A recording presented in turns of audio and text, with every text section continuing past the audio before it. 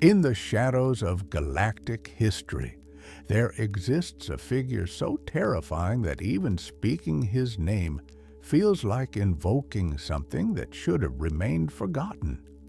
Not a conqueror in the traditional sense, not a warrior who sought glory or an empire built on the backs of conquered worlds. No, Darth Nihilus was something far more primordial, far more absolute in his horror. He was hunger itself, given form, a void walking among the living, a wound torn into the very fabric of the force that sustained all life. Picture, if you will, a presence so fundamentally wrong that reality itself seemed to recoil from it. A figure whose mere existence violated the natural order, whose shadow fell not just across planets, but across the force itself, dimmed the light of life wherever he turned its attention. This was Darth Nihilus, the Lord of Hunger, one of three Dark Lords who formed the Sith Triumvirate in the dark years following the Jedi Civil War. But unlike other Sith Lords who wielded the dark side as a tool, Nihilus had become something else entirely. The dark side had consumed him so thoroughly that his physical body crumbled away, leaving only a spirit bound to mask and robes, sustained by an insatiable need to devour the life force of others. Where other Sith sought power, Nihilus embodied consumption. Where others commanded armies, he led fleets of the barely living slaves whose very essence was slowly drained to fuel their master's existence. His greatest feat, if such horror can be called a feat, was the complete annihilation of the planet Qatar. Not through bombardment or superweapons, but through a single exertion of his terrible power. Every living thing on that world, every man, woman, child, animal, plant, and microbe, consumed in an instant to feed the bottomless void that Nihilus had become. An entire world silenced, its force presence snuffed out like a candle in a hurricane. The story of how a man became this abomination is one written in tragedy and carved into the broken surface of a world called Malachor V. A tale that begins not with darkness, but with war.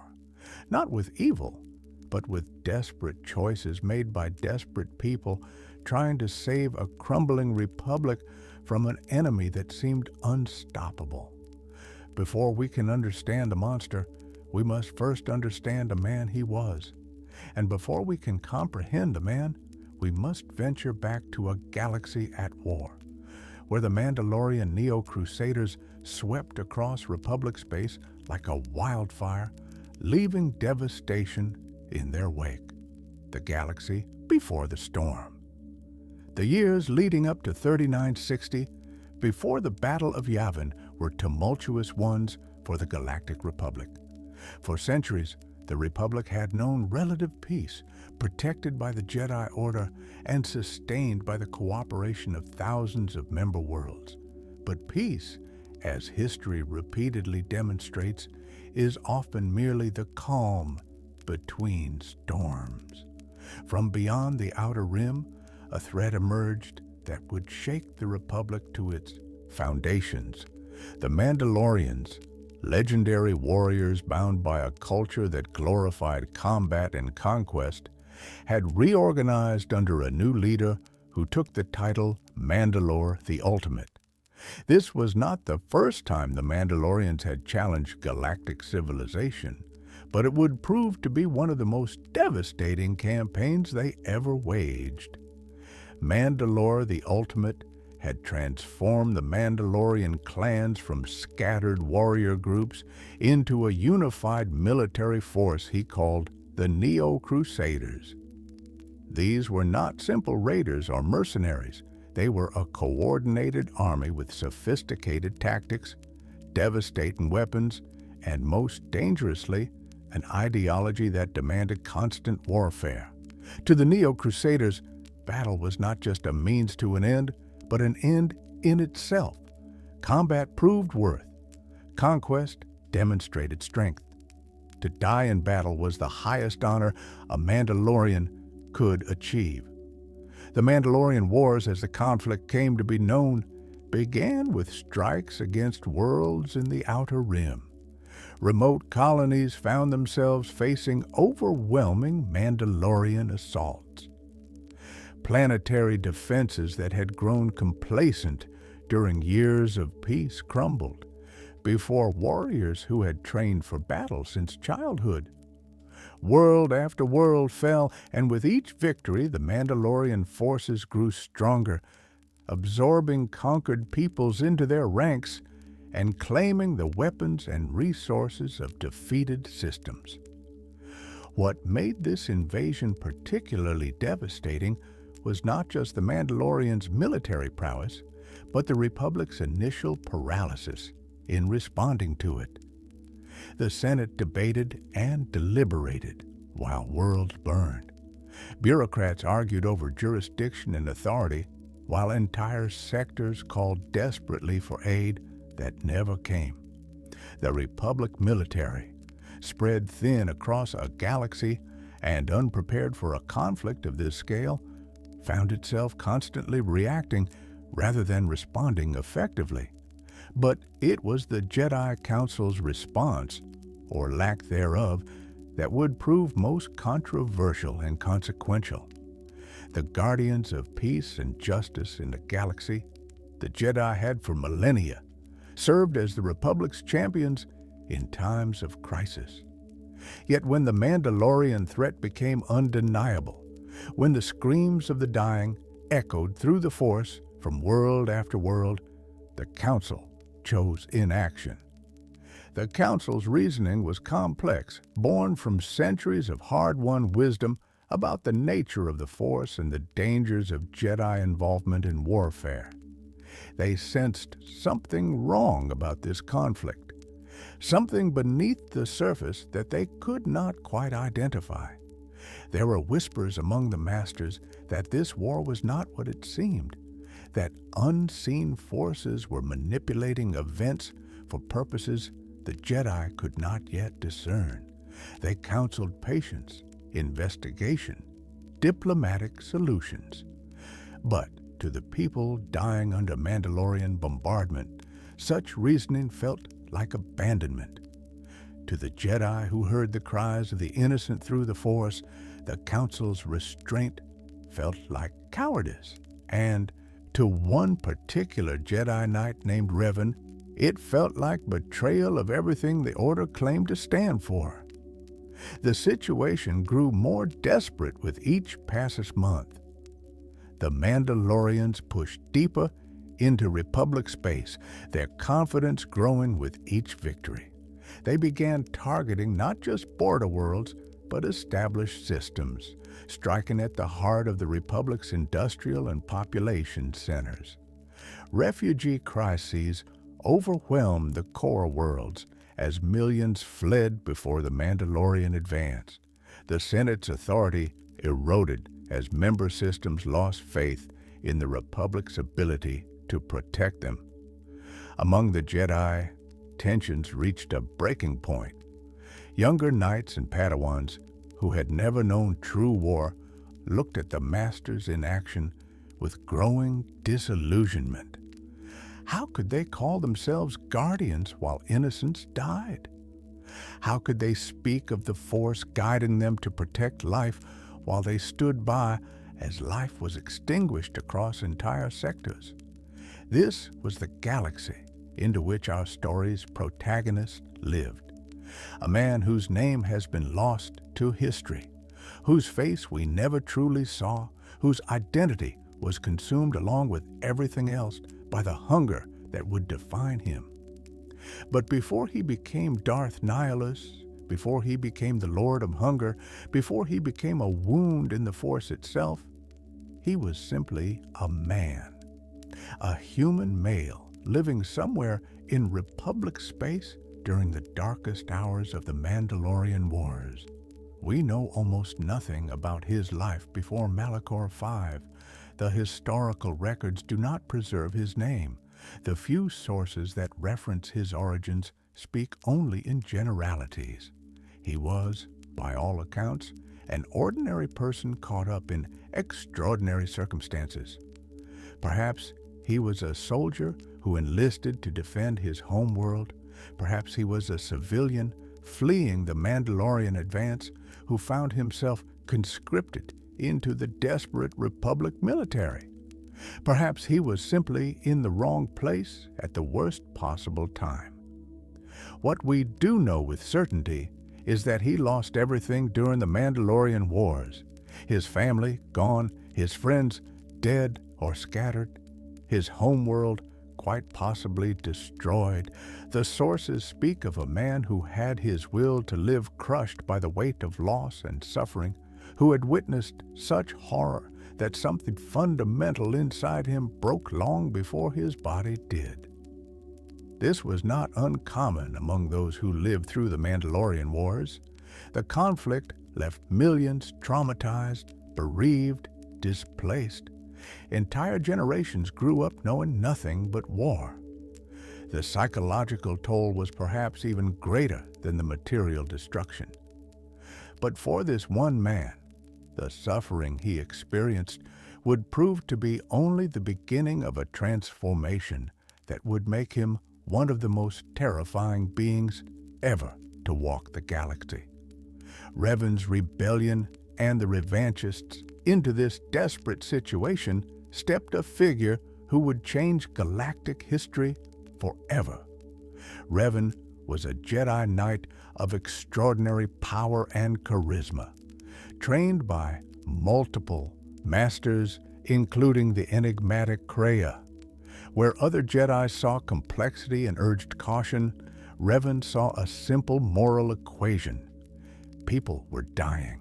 The Republic was failing to protect them. The Jedi had the power to help, but chose not to act. Therefore, the Jedi must act regardless of the Council's prohibition. It began quietly, as such movements often do. Revan spoke with other Jedi, particularly younger knights, who shared his frustration with the Council's inaction. He made his case not through commands, but through questions. Could they truly call themselves Jedi while ignoring the suffering of innocents? Was following orders more important than following the Force's call to protect life? If the Council was wrong, did that not obligate them to disobey? These were dangerous questions, the kind that shake foundations and fracture orders. But they were also compelling questions, especially to Jedi, who could feel through the Force the death and destruction spreading across the galaxy. One by one, knights began to break with the Council, declaring their intention to join the Republic military and fight the Mandalorians with or without the Order's blessing.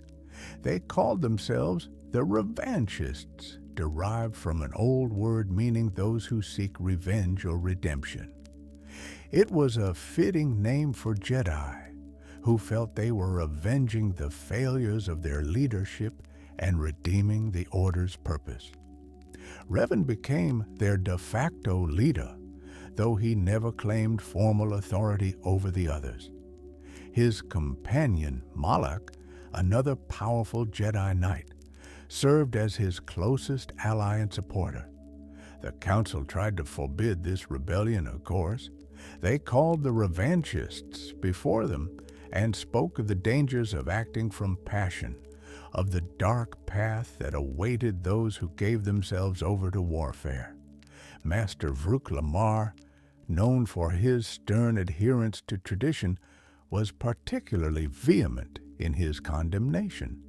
But the Council's words fell on increasingly deaf ears. The Revanchists argued that true passion was not anger or hatred, but love for those suffering. They maintained they were following the Force's will more truly than the masters who counseled inaction. When prohibition failed, the Council tried exile, formally casting out those who defied them. But this only strengthened the revanchists' resolve. If the choice was between their place in the Order and saving innocence, they would gladly choose the latter, and so they left, hundreds of Jedi abandoning the Temple to join the Republic military in its fight against the Mandalorians. Their impact was immediate and dramatic. Suddenly, Republic forces had Force-sensitive commanders who could sense enemy movements, who could inspire troops to extraordinary feats, who could turn the tide of battles through their powers and leadership. The Mandalorians, who had grown accustomed to easy victories, found themselves facing opponents who matched their warrior culture with Jedi discipline and Force abilities. Revan proved to be a brilliant military strategist. He studied Mandalorian tactics and culture, learning to anticipate their moves and exploit their behavioral patterns.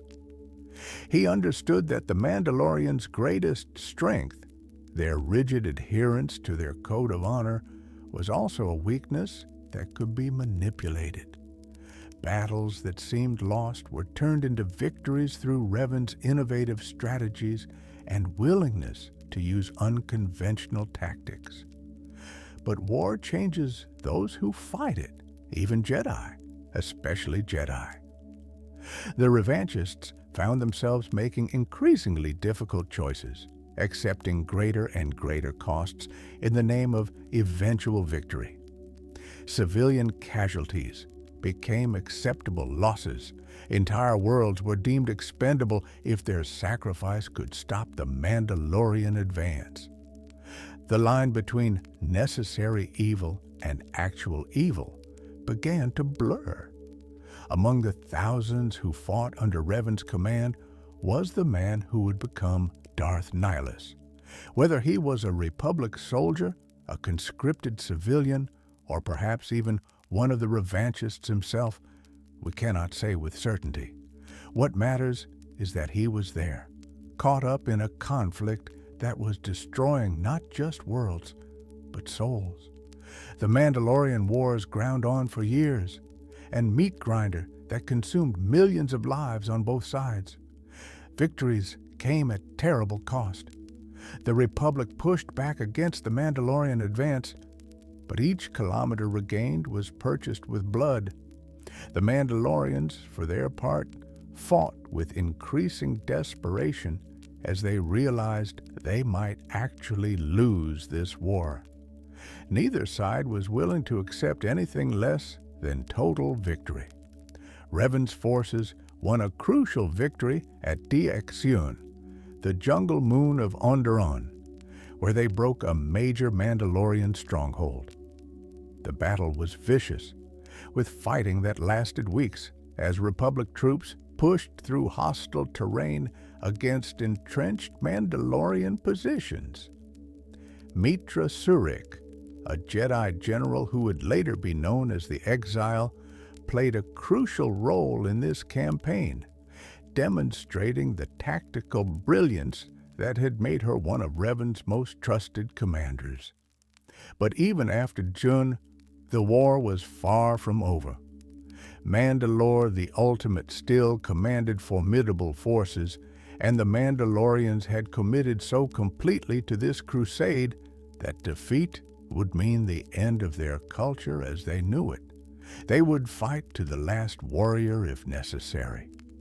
The Republic, meanwhile, had been bled white by years of warfare.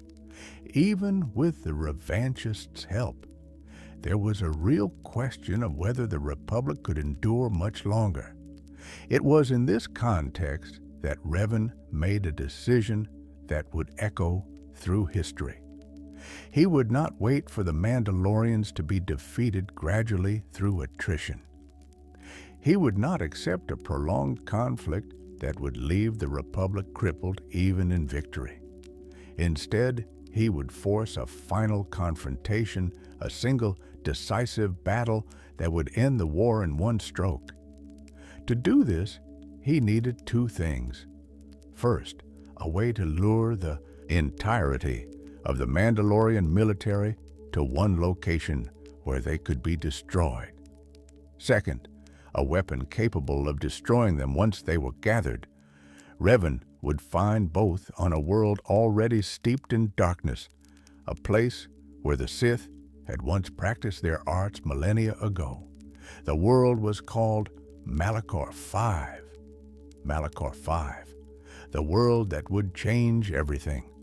Long before the Mandalorian Wars, long before Revan ever heard its name, Malachor V was a place of darkness. The planet orbited its star as the fifth world in the Malachor system, a position that would become grimly ironic given the role it would play in galactic history. In its natural state, before tragedy transformed it, Malachor V was actually quite beautiful. Orbital surveys from the era before the Mandalorian Wars described a world with varied terrain, from temperate forests to arid plains, with stable tectonic activity, and an atmosphere hospitable to most oxygen-breathing species. It was not a major world by any means. Located in the outer rim far from the major hyperspace routes, but it could have supported significant colonization if anyone had cared to settle there. But Malachor V carried a legacy that kept most settlers away. Thousands of years before Revan, during the era when the ancient Sith Empire held sway over large swaths of the Outer Rim, Sith Lords had claimed Malachor V as their own. The reasons for their interest were not initially clear to later scholars, but the Sith rarely did anything without purpose. They built extensively on Malachor V, constructing massive temples and academies dedicated to the dark side of the Force. The most significant of these was the Trius Academy, a sprawling complex designed to train students in the darker applications of Force usage. Here, Sith apprentices learned techniques forbidden by the Jedi, delved into ancient knowledge that promised power at terrible cost, and were shaped into instruments of the dark side. The Academy was not just a school, but a focal point, a place where the barriers between the physical world and the dark side were deliberately thinned. Sith sorcerers performed rituals that scarred the planet's connection to the Force, leaving marks that would never fully heal. They bound dark side energy into the very stone of the Academy, ensuring that it would remain a nexus of corrupting power long after the original builders were dust. When the ancient Sith Empire eventually fell, as all empires do, Malachor V was largely abandoned. The Trius Academy stood empty, its halls silent, but still radiating dark side energy that could be felt by any Force-sensitive who approached the world. Occasional dark side practitioners would rediscover the Academy over the centuries, using it for their own purposes before moving on or dying in their experiments. But for the most part, Malachor V was forgotten, a footnote in galactic history, that is, until Revan needed a battlefield. Revan's strategic genius lay partly in his ability to think beyond conventional military tactics. When searching for a place to stage his final battle against the Mandalorians, he did not simply look for tactically advantageous terrain or convenient location relative to hyperspace routes. He looked for a place with specific Force characteristics, a place where he could employ capabilities that went beyond normal warfare. Malachor V's dark side nexus was exactly what he needed. The planet's tainted Force presence could serve multiple purposes. It could provide power to those willing to draw upon it, fueling abilities that would be impossible elsewhere. It could corrupt and weaken enemies sensitive to the Force, turning their own connection against them.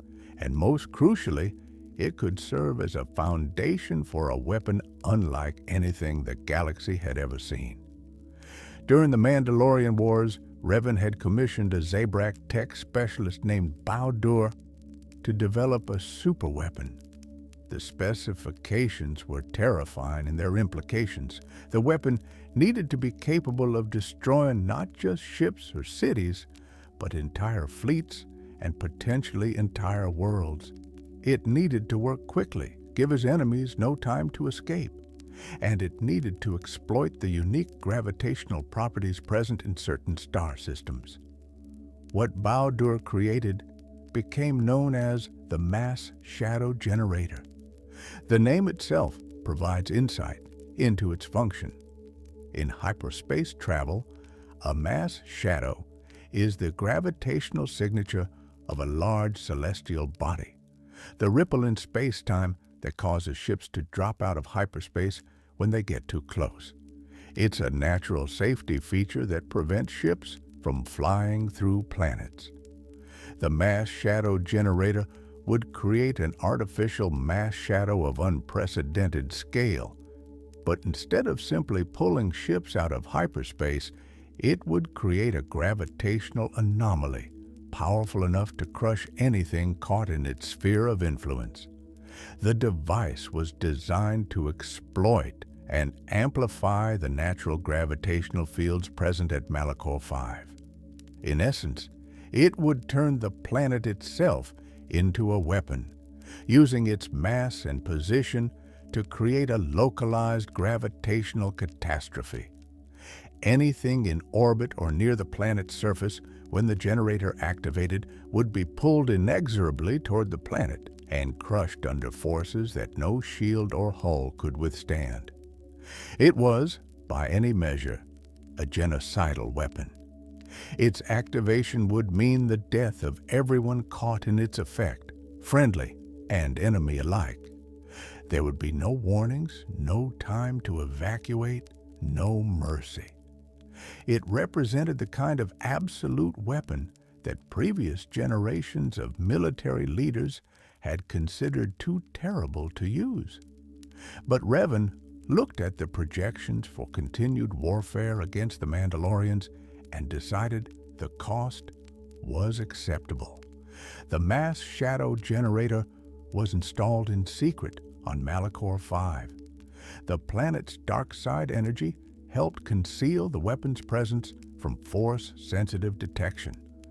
Revan's engineers worked in the shadow of the Treyas Academy, that ancient Sith structure that still stood despite millennia of neglect. Perhaps they felt the wrongness emanating from those halls.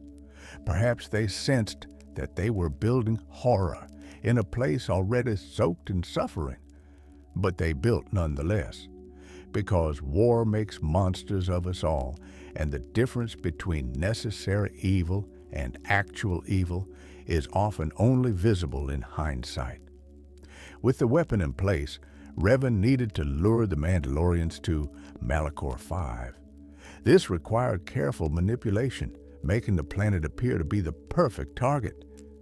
Intelligence was leaked, suggesting that a major Republic fleet was gathering at Malachor 5, weakened and vulnerable after recent battles. Mandalore the Ultimate, seeing an opportunity to deliver a crushing blow that might reverse the war's momentum, committed his forces to the attack. The Mandalorians came in strength, bringing not just a fleet, but the fleet, the assembled might of the Neo-Crusader war machine. Every ship they could spare, every warrior who could hold a weapon, every resource they had left after years of warfare was committed to this final push. Mandalore was betting everything on this battle, and he was not a man given to caution or restraint. Revan placed Mitra Surik in command of the Republic forces at Malachor 5.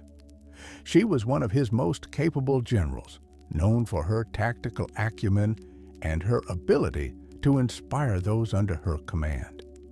But more importantly, Revan trusted her to do what needed to be done when the time came.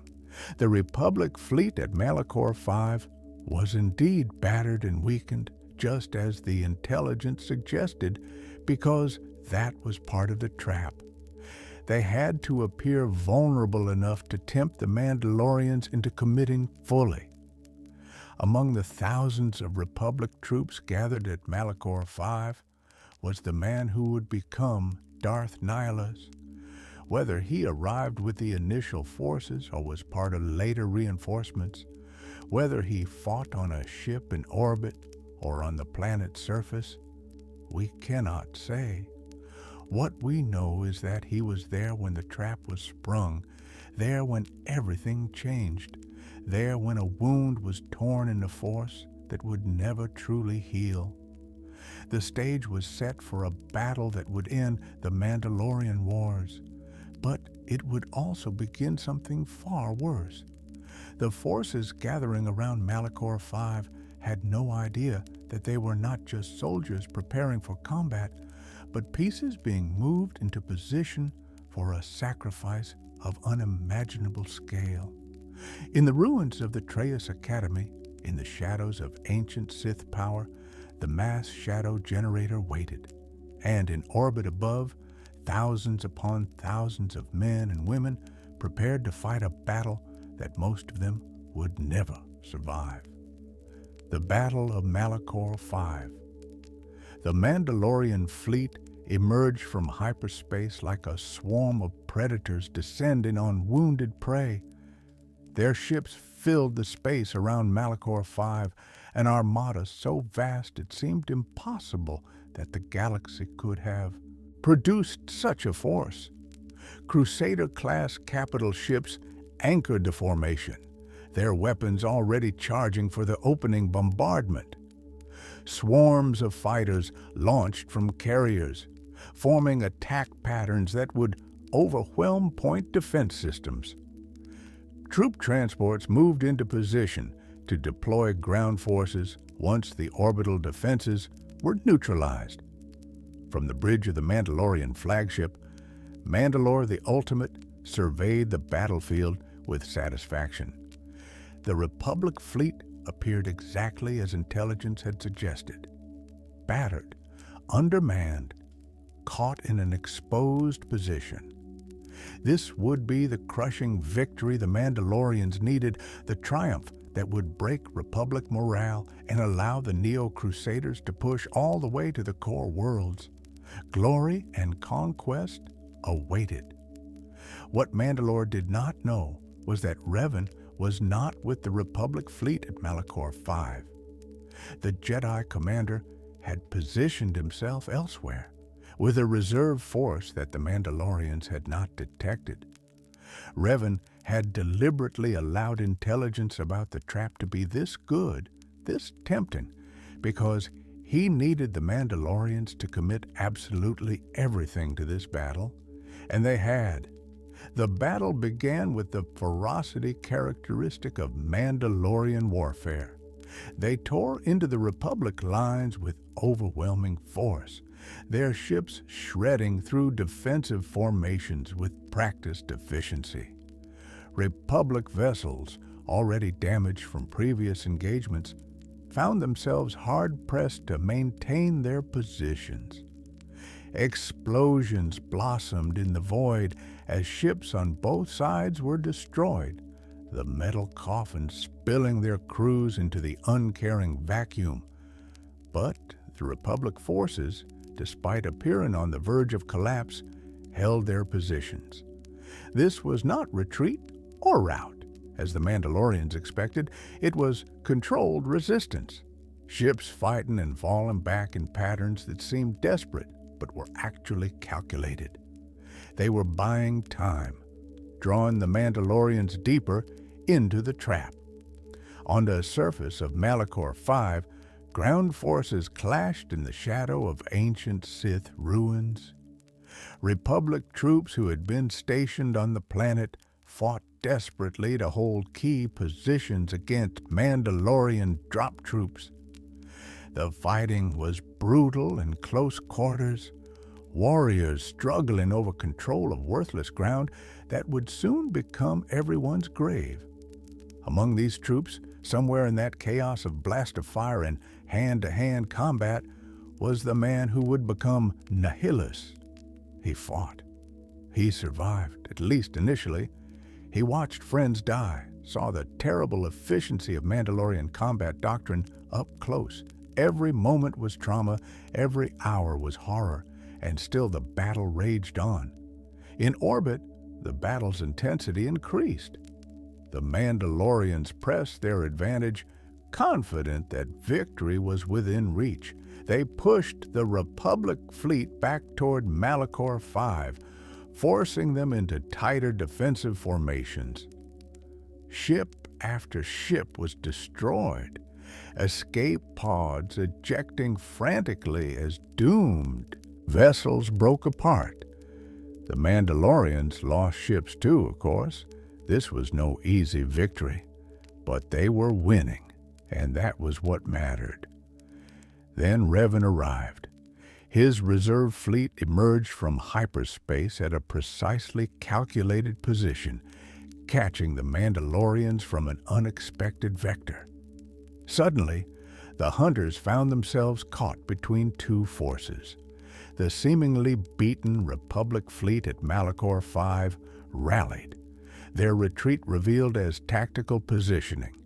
The trap had been sprung, and now the Mandalorians were the ones in trouble. Revan himself made directly for Mandalore, the Ultimate's flagship. The two commanders, Jedi and Mandalorian, had been circling each other throughout this war, their strategies and counter-strategies driving the conflict's ebb and flow.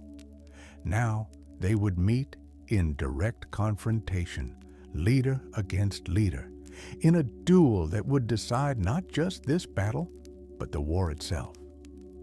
The fight between Revan and Mandalore the Ultimate has passed into legend, the details likely embellished by time and repetition. What matters is the outcome. Revan proved victorious, striking down the Mandalorian leader in single combat. With Mandalore dead, the Mandalorian forces lost not just their commander, but their spiritual center, the living embodiment of their cause. But even with Mandalore dead, the battle raged on. The Mandalorians were warriors to their core, trained from childhood to continue fighting regardless of circumstances. They rallied around surviving commanders, reformed their lines, and counterattacked with renewed fury. They would not go quietly into defeat. If this was to be their end, they would make it a glorious one, taking as many enemies with them as possible. From the bridge of her command ship, Mitra Surik watched the battle reach its crescendo. She could feel through the force the deaths occurring all around her, thousands of lifelights being extinguished with each passing minute. The pain of it was overwhelming, a psychic assault that would have driven a less disciplined Jedi to their knees. But Surik endured because she had to, because Revan had placed his trust in her, because she had been given a responsibility she could not abandon.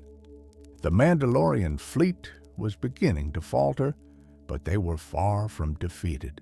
Republic casualties mounted with each passing moment.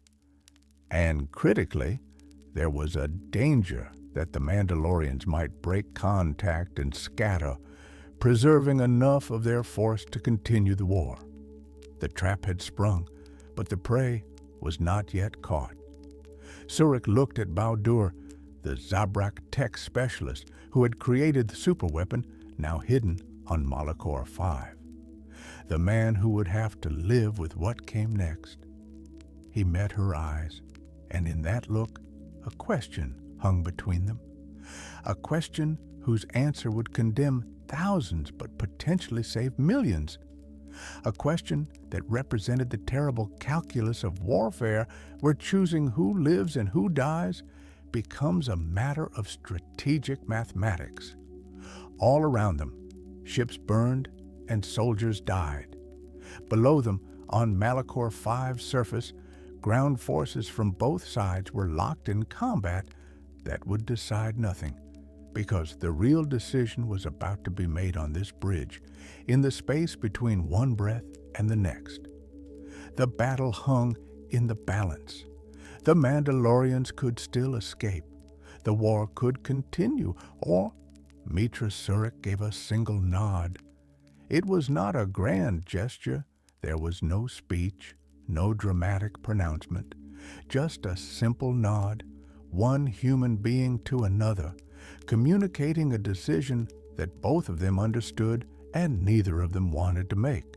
But war makes philosophers of soldiers and murderers of saints, and in that moment, Mitra Surik became both. Bao-Dur input the activation sequence for the mass shadow generator, and Malachor V screamed. In the annals of galactic history, there are moments that serve as demarcations, dividing what came before from what came after with such finality that nothing is ever the same again. The activation of the mass shadow generator at Malachor V was such a moment, not just for the thousands who died there, but for the very fabric of the Force itself. The weapon did not announce its activation with sirens or visible preparation. There was no countdown, no warning that would allow anyone to comprehend what was about to happen. One moment, ships were firing at each other in the cold mathematics of orbital combat. The next moment, physics itself seemed to betray every natural law. Imagine, if you can, the sensation of falling, that instant of vertigo when your stomach drops and every instinct screams danger. Now imagine that sensation amplified 1,000-fold, experienced not by a single person, but by everyone and everything in the space around an entire planet. Imagine gravity, that constant and reliable force that keeps our feet on the ground and planets in their orbits, suddenly becoming a predator. The mass shadow generator created a gravitational anomaly that defied comprehension. It was as if Malachor V's mass had increased exponentially in an instant, or as if a black hole had briefly opened at the planet's core. Every object in orbit, every ship, whether Mandalorian or Republic, every piece of debris, every escape pod, felt an irresistible pull toward the planet's surface. Ships that had been traveling at high speed suddenly had their velocity stolen, their momentum converted into a death spiral toward Malachor V. Inertial compensators, those marvelous devices that allowed organic beings to survive the incredible accelerations of space combat, became instruments of torture as they struggled to protect their passengers from gravitational forces far exceeding their design specifications. Hulls groaned and buckled as the artificial gravity well pulled at ships with force enough to twist metal like paper. Viewports shattered as the pressure differential became too great. Internal bulkheads collapsed, crushing crew members who moments before had been fighting for their lives in combat. Reactor cores went critical as the gravitational stress tore at containment field, sending radioactive fire through corridors filled with the dying. The fighters and smaller craft fared worst of all. With less mass and less powerful engines, they were pulled from the sky like leaves in a hurricane. Pilots who had survived years of combat found themselves helpless as their ships tumbled toward the planet, all control lost, all skill irrelevant. Some managed to eject, but their escape pods only meant they would hit the surface conscious of their impending deaths. The capital ships, massive vessels designed to withstand tremendous punishment, held together slightly longer, but only slightly.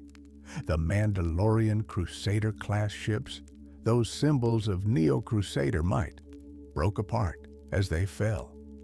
Sections tore away, spilling atmosphere and crew into the void before being dragged down to join the rest of the debris field that was forming in Malachor V's atmosphere. Republic vessels fared no better. The ships that had lured the Mandalorians into this trap were now caught in it themselves. Their crews had known on some level that they were bait, but bait expects to survive the trap. These sailors and soldiers discovered too late that they were not bait, but sacrifice, offerings laid on an altar of military necessity, and through it all, the Force itself recoiled in agony. To understand what happened to the Force at Malachor V, you must understand that the Force is not merely energy, but connection. It binds all living things together, creating a web of relationship that spans the galaxy. When a person dies, that thread is cut, creating a moment of disturbance in a larger pattern. When thousands die, the disruption is proportionally greater. But at Malachor V, the deaths did not come individually or even in small groups. They came simultaneously, in a cascade of mass extinction that severed thousands of threads in the same instant. Ships crashed into the planet's surface at velocities that ensured no survivors. Crews asphyxiated as their vessels lost atmosphere. Ground forces found themselves crushed under falling debris. The dying all occurred in a window of time so compressed that, from the Force's perspective, it appeared as a single moment of apocalyptic severance. The psychic shockwave that resulted was unlike anything the Force had experienced before. It was not gradual dying, the normal ebb and flow of life and death that the Force accommodates as part of the natural order. It was amputation, sudden and traumatic, as if a limb had been torn from a living body. And for those few Force sensitives who survived the initial devastation, trapped on Malachor V's shattered surface, or in the wreckage of ships that somehow did not completely disintegrate, the psychic pain was indescribable. They felt every death, every severed connection, every scream silenced.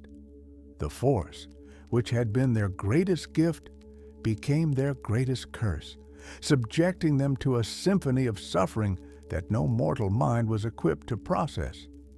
Mitra Surik, watching from her command ship at the very edge of the gravitational well's effect, felt the full weight of what she had done.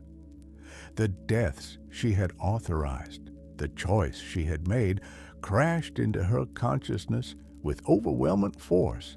She had known intellectually that activating the weapon would kill thousands, but knowing something intellectually and experiencing it through the Force are entirely different things. In that moment, faced with psychic pain that threatened to shatter her sanity, Mitra Surik did something that had never been recorded before in Jedi history. She severed her own connection to the Force, not consciously, not through some technique or ritual, but instinctively, reflexively, like a limb going numb to protect the body from unbearable pain. She cut herself off from the very thing that made her a Jedi, chose isolation over annihilation, became dead to the Force rather than die from it. She was not the only Force-sensitive affected by the activation. Every Jedi in Revan's fleet felt the disturbance to some degree. Those closest to Malachor V, those who had been participating in the battle, were hit hardest. Some went catatonic, their minds unable to process the trauma. Others felt something inside them break, a fundamental disconnect between their beliefs about the Force and the reality of what they had just experienced. And on Malachor V's surface, in the crater-pocked wasteland that had once been a merely tainted world, among the wreckage of 1,000 ships and the bodies of tens of thousands of dead, one man survived, broken, traumatized beyond all measure, but alive for now. A man becomes a void. The first thing he felt was pain, not physical pain, though his body had certainly suffered in the crash, but a deeper pain, an emptiness that seemed to extend into dimensions he had not known existed. Where once there had been something he could not name but had always known, now there was nothing, a void, an absence that screamed louder than any presence. He had never been Force-sensitive in any meaningful way. Not a Jedi, not trained in any traditions, just an ordinary human who happened to survive something that had killed nearly everyone around him. But everyone, Force-sensitive or not, is connected to the Force on some level. It surrounds us, penetrates us, binds the galaxy together. We don't feel it consciously any more than we feel the air we breathe or the gravity that holds us to the ground. But it's there, until suddenly it wasn't. The mass shadow generator had not just killed thousands of people. It had torn a hole in the Force itself, creating what later scholars would call a wound in the cosmic tapestry. And this man, through accident or fate or some cruel design, found himself at the precise epicenter of that wound. He became, in essence, a void where Force energy should have been, a hole in reality that nature abhorred but could not fill. The pain was not physical, though his body bore the marks of the catastrophe. Broken bones, burns, lacerations from shrapnel and debris.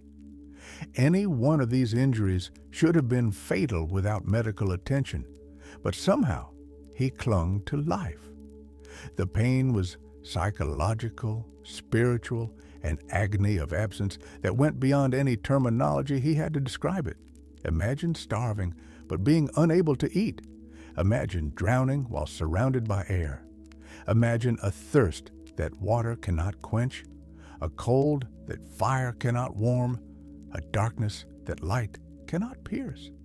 This was the essence of what he felt, a need that could not be satisfied because the thing he needed no longer existed for him, had been stripped away in the cataclysm that transformed Malachor V from world to wound. Around him lay the dead, thousands upon thousands of corpses, some intact, many not, scattered across kilometers of devastated landscape.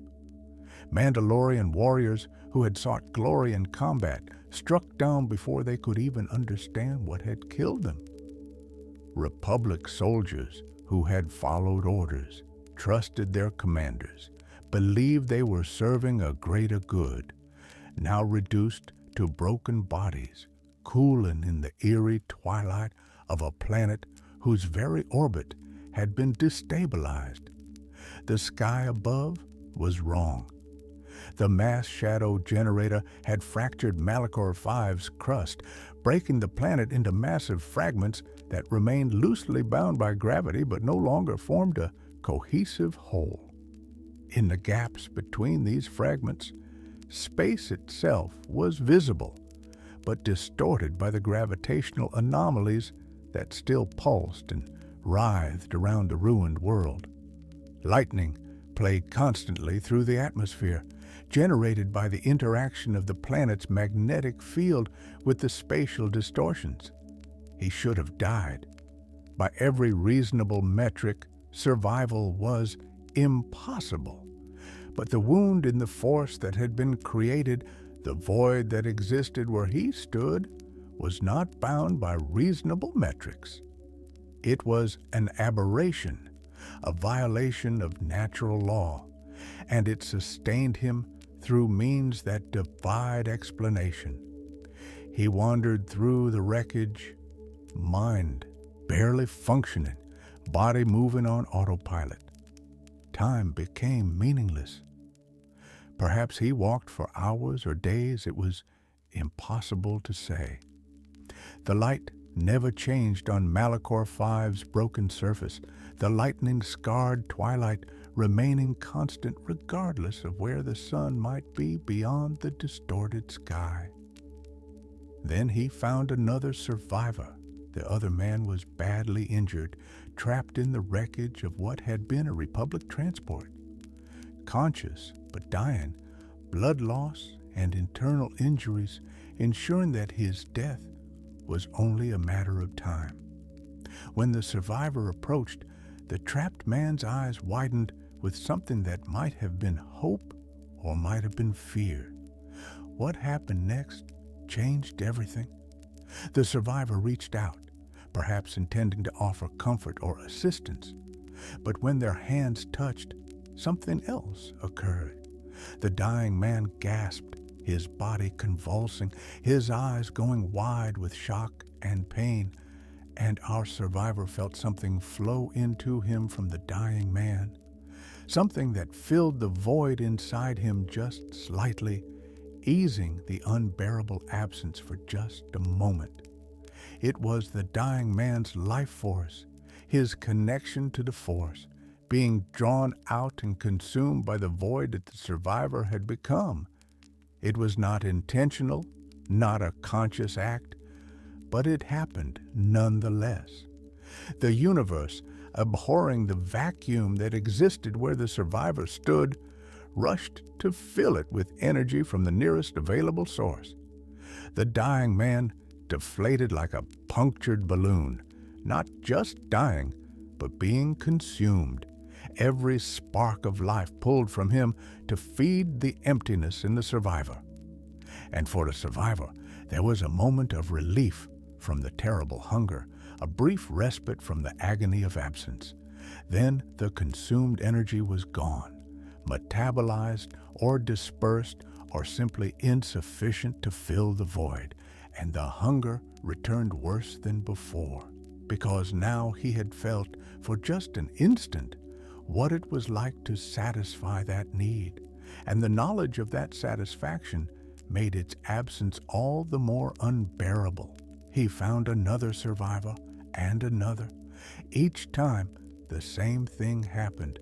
The moment of contact, the horrified realization in the victim's eyes, the feeling of their life force being pulled out and consumed. Each time, a brief moment of relief, followed by returning hunger. Each time, the need becoming greater, the relief shorter, the process more addictive. By the time he had consumed the fifth or sixth survivor, he began to understand what he had become. By the 10th, he had stopped trying to resist.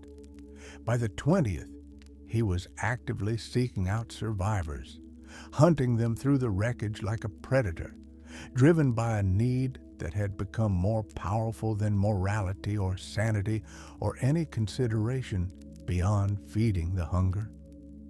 The wound in the Force that Malachor V had become was not merely environmental, it was personified in him. He had become a wound within a wound, a void that actively drew in Force energy not to use it, but simply to consume it, to fill an emptiness that could never be filled because the consumption itself only made the void larger. His body began to change, reflecting the corruption of his spirit. The injuries from the crash should have healed or killed him, but instead they lingered, festering, as if his body could no longer remember how to repair itself properly. His flesh took on a pallid, unhealthy quality. His eyes, which had perhaps once held warmth or kindness or ordinary human emotion, became windows into nothing, reflecting only the void that had consumed his humanity. The other survivors, those few who had managed to live through the initial catastrophe, learned to avoid him. Stories spread through the wreckage. whispered warnings about the man who brought death with his touch, who fed on the living like some creature from ancient horror stories. Some tried to fight him, but he had become something more than human, sustained and strengthened by the force energy he consumed. He killed them all and fed on their deaths. Eventually, there were no more survivors to feed upon. Everyone who had lived through the initial activation of the mass shadow generator had either escaped the planet or been consumed, and he was left alone on Malachor 5, surrounded by the dead who could not feed his hunger, trapped in a hell of his own existence. The hunger did not stop just because there was no more food. If anything, it intensified, a constant gnawing need that occupied every thought, dominated every sensation. He screamed into the lightning-scarred sky, but the only answer was his own voice echoing back from broken stone and twisted metal. In desperation, he tried to consume the dark side energy that permeated Malachor 5. The planet had been a dark side nexus even before the catastrophe, and the mass death from the weapon's activation had only intensified that taint. Surely, he reasoned with what little rationality remained, that energy could satisfy his hunger. And it did, for a time. The dark side was like poison, corrupting everything it touched, but to someone as far gone as he had become, corruption was irrelevant. He drew on the dark side energy soaked into Malachor 5's very bedrock, pulled it into himself, consumed it as he had consumed the survivor's life force. It eased the hunger, gave him a few hours or days of something approaching peace. But the dark side is not sustenance. It is transformation. Every time he drew upon it, he became less himself and more something else. The dark side filled the void inside him, not with what he had lost, but with itself, replacing his humanity with darkness, his soul with hunger, his identity with absence. His body continued to deteriorate. Flesh rotted on his bones even as he walked and breathed. His internal organs failed, but somehow he continued to function, sustained by dark side energy and his own terrible need. He was becoming more ghost than man, more hunger than human, more void than vessel. Time passed. He no longer had any sense of how long he had been on Malachor 5. Weeks, months, years? The planet's disrupted orbit and lightning-scarred atmosphere made measuring time impossible. He existed in a state of suspended agony, neither truly alive nor able to die, bound to Malachor 5 by the same gravitational anomalies that had created the wound in the Force. Then someone came to the planet, someone who had been looking for exactly what he had become. Someone named Kreia. Kreia's discovery. Kreia's journey to Malachor 5 began long before the catastrophe that transformed it. She had been a Jedi Master, respected for her wisdom, if controversial for her methods. She had trained many students, asking them questions that challenged conventional Jedi thinking, pushing them to consider perspectives that the Council found uncomfortable. Her most famous student had been Revan, brilliant, charismatic Revan, who had taken Kreia's lessons about thinking independently and applied them in ways she never anticipated. When Revan broke with the Council to fight the Mandalorians, when he led hundreds of Jedi into a war the Council had forbidden, Kreia watched with complex emotions. Pride that her student had the courage to act on his convictions, concern that he was making decisions that would haunt him, curiosity about where this path would lead.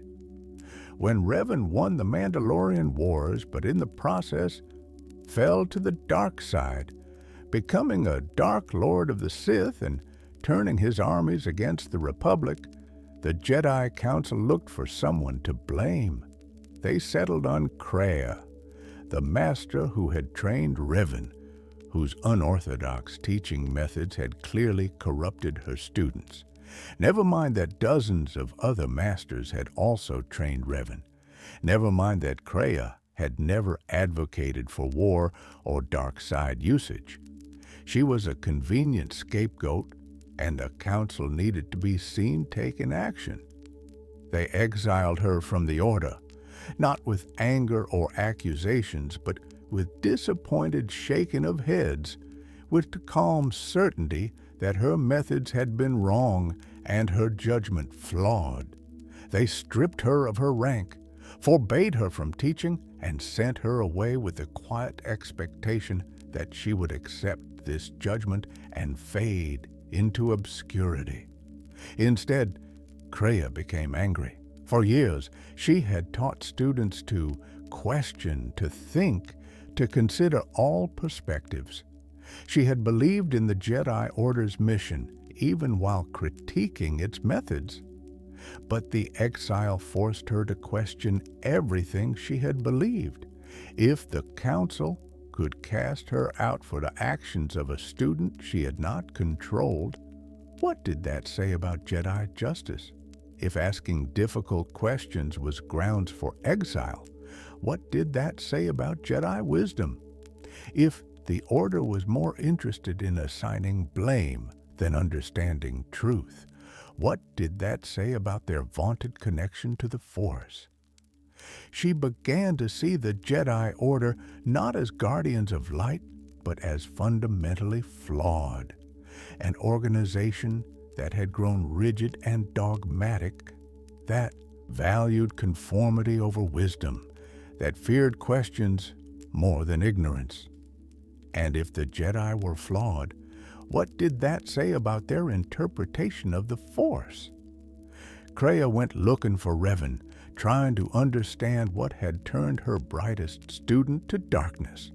She traced his path, following the breadcrumbs of his journey from Jedi Knight to Dark Lord, and that path led eventually to Malachor V. When she arrived, the planet was still recovering from the catastrophe of the mass shadow generator. The gravitational anomalies had settled somewhat, no longer actively pulling ships from orbit, but the world remained broken, fractured into massive pieces held together by distorted physics. The lightning storms had become permanent features, as had the sense of wrongness that permeated everything. Kreia felt the wound in the Force before she even landed. It was like standing before an open grave, feeling the cold emptiness where life should be. But where most Force sensitives would have recoiled from such a sensation, Kreia was drawn to it, because she had begun to develop a theory, a revolutionary and heretical idea that explained so much of what she had observed. What if the Force itself was the problem? The thought was blasphemy to both Jedi and Sith, but Kreia had moved beyond caring about blasphemy. The Force, she had begun to believe, was not the benevolent energy field that the Jedi claimed or the power to be dominated that the Sith sought. It was something else entirely, a cosmic entity with its own will, its own agenda, that used both Jedi and Sith as pawns in its endless cycle of light and dark, balance and imbalance, creation and destruction. Every great conflict in galactic history could be traced to the Force manipulating Force sensitives to serve its purposes. The Great Hyperspace War, the fall of Exar Kun, the Mandalorian Wars, Revan's transformation into a Sith Lord. All of it was the Force's will, played out through beings who thought they were exercising free choice but were actually dancing to cosmic strings they could not see. And if that was true, if the Force was the problem, then the solution was not to master the Force or serve it better, but to destroy it, to free the galaxy from its manipulation, to give sentient beings actual free will rather than the illusion of choice wrapped in the Force's destiny. But how do you destroy something as fundamental as the Force? How do you kill an energy field that binds all life together? It seemed impossible, a task beyond any power or technique or technology, unless you found something that the Force could not touch, a place or person where the Force's will did not reach, where its influence ended, a wound in the Force itself. That was what brought Kreia to Malachor 5. She sensed in the planet's devastation something unprecedented, a location where the Force had been damaged, where its presence was diminished rather than merely dark or tainted. And if such a wound existed in a place, could it exist in a person? She found the Traeus Academy still standing, that ancient Sith structure having weathered the catastrophe better than anything else on the planet's surface. The dark side energy that had been bound into its walls actually protected it, made it a refuge from the gravitational distortions and lightning storms that dominated the rest of Malachor 5. Inside the Academy, Kreia discovered texts and holocrons left by Sith who had studied here thousands of years ago. These ancient Dark Lords had explored questions similar to her own, though from different perspectives. They had experimented with techniques for manipulating the Force in ways the Jedi forbade. They had documented rituals that could bind Force energy into objects or places or even people. But more importantly, they had written about wounds in the Force. The ancient Sith had encountered such phenomena before, usually the result of great catastrophes or dark side experiments gone wrong.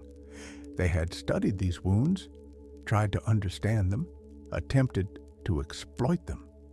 The texts were fragmentary and often cryptic, but they confirmed what Kreia had suspected. Wounds in the Force were real, and they represented places where the Force's tyranny could be broken.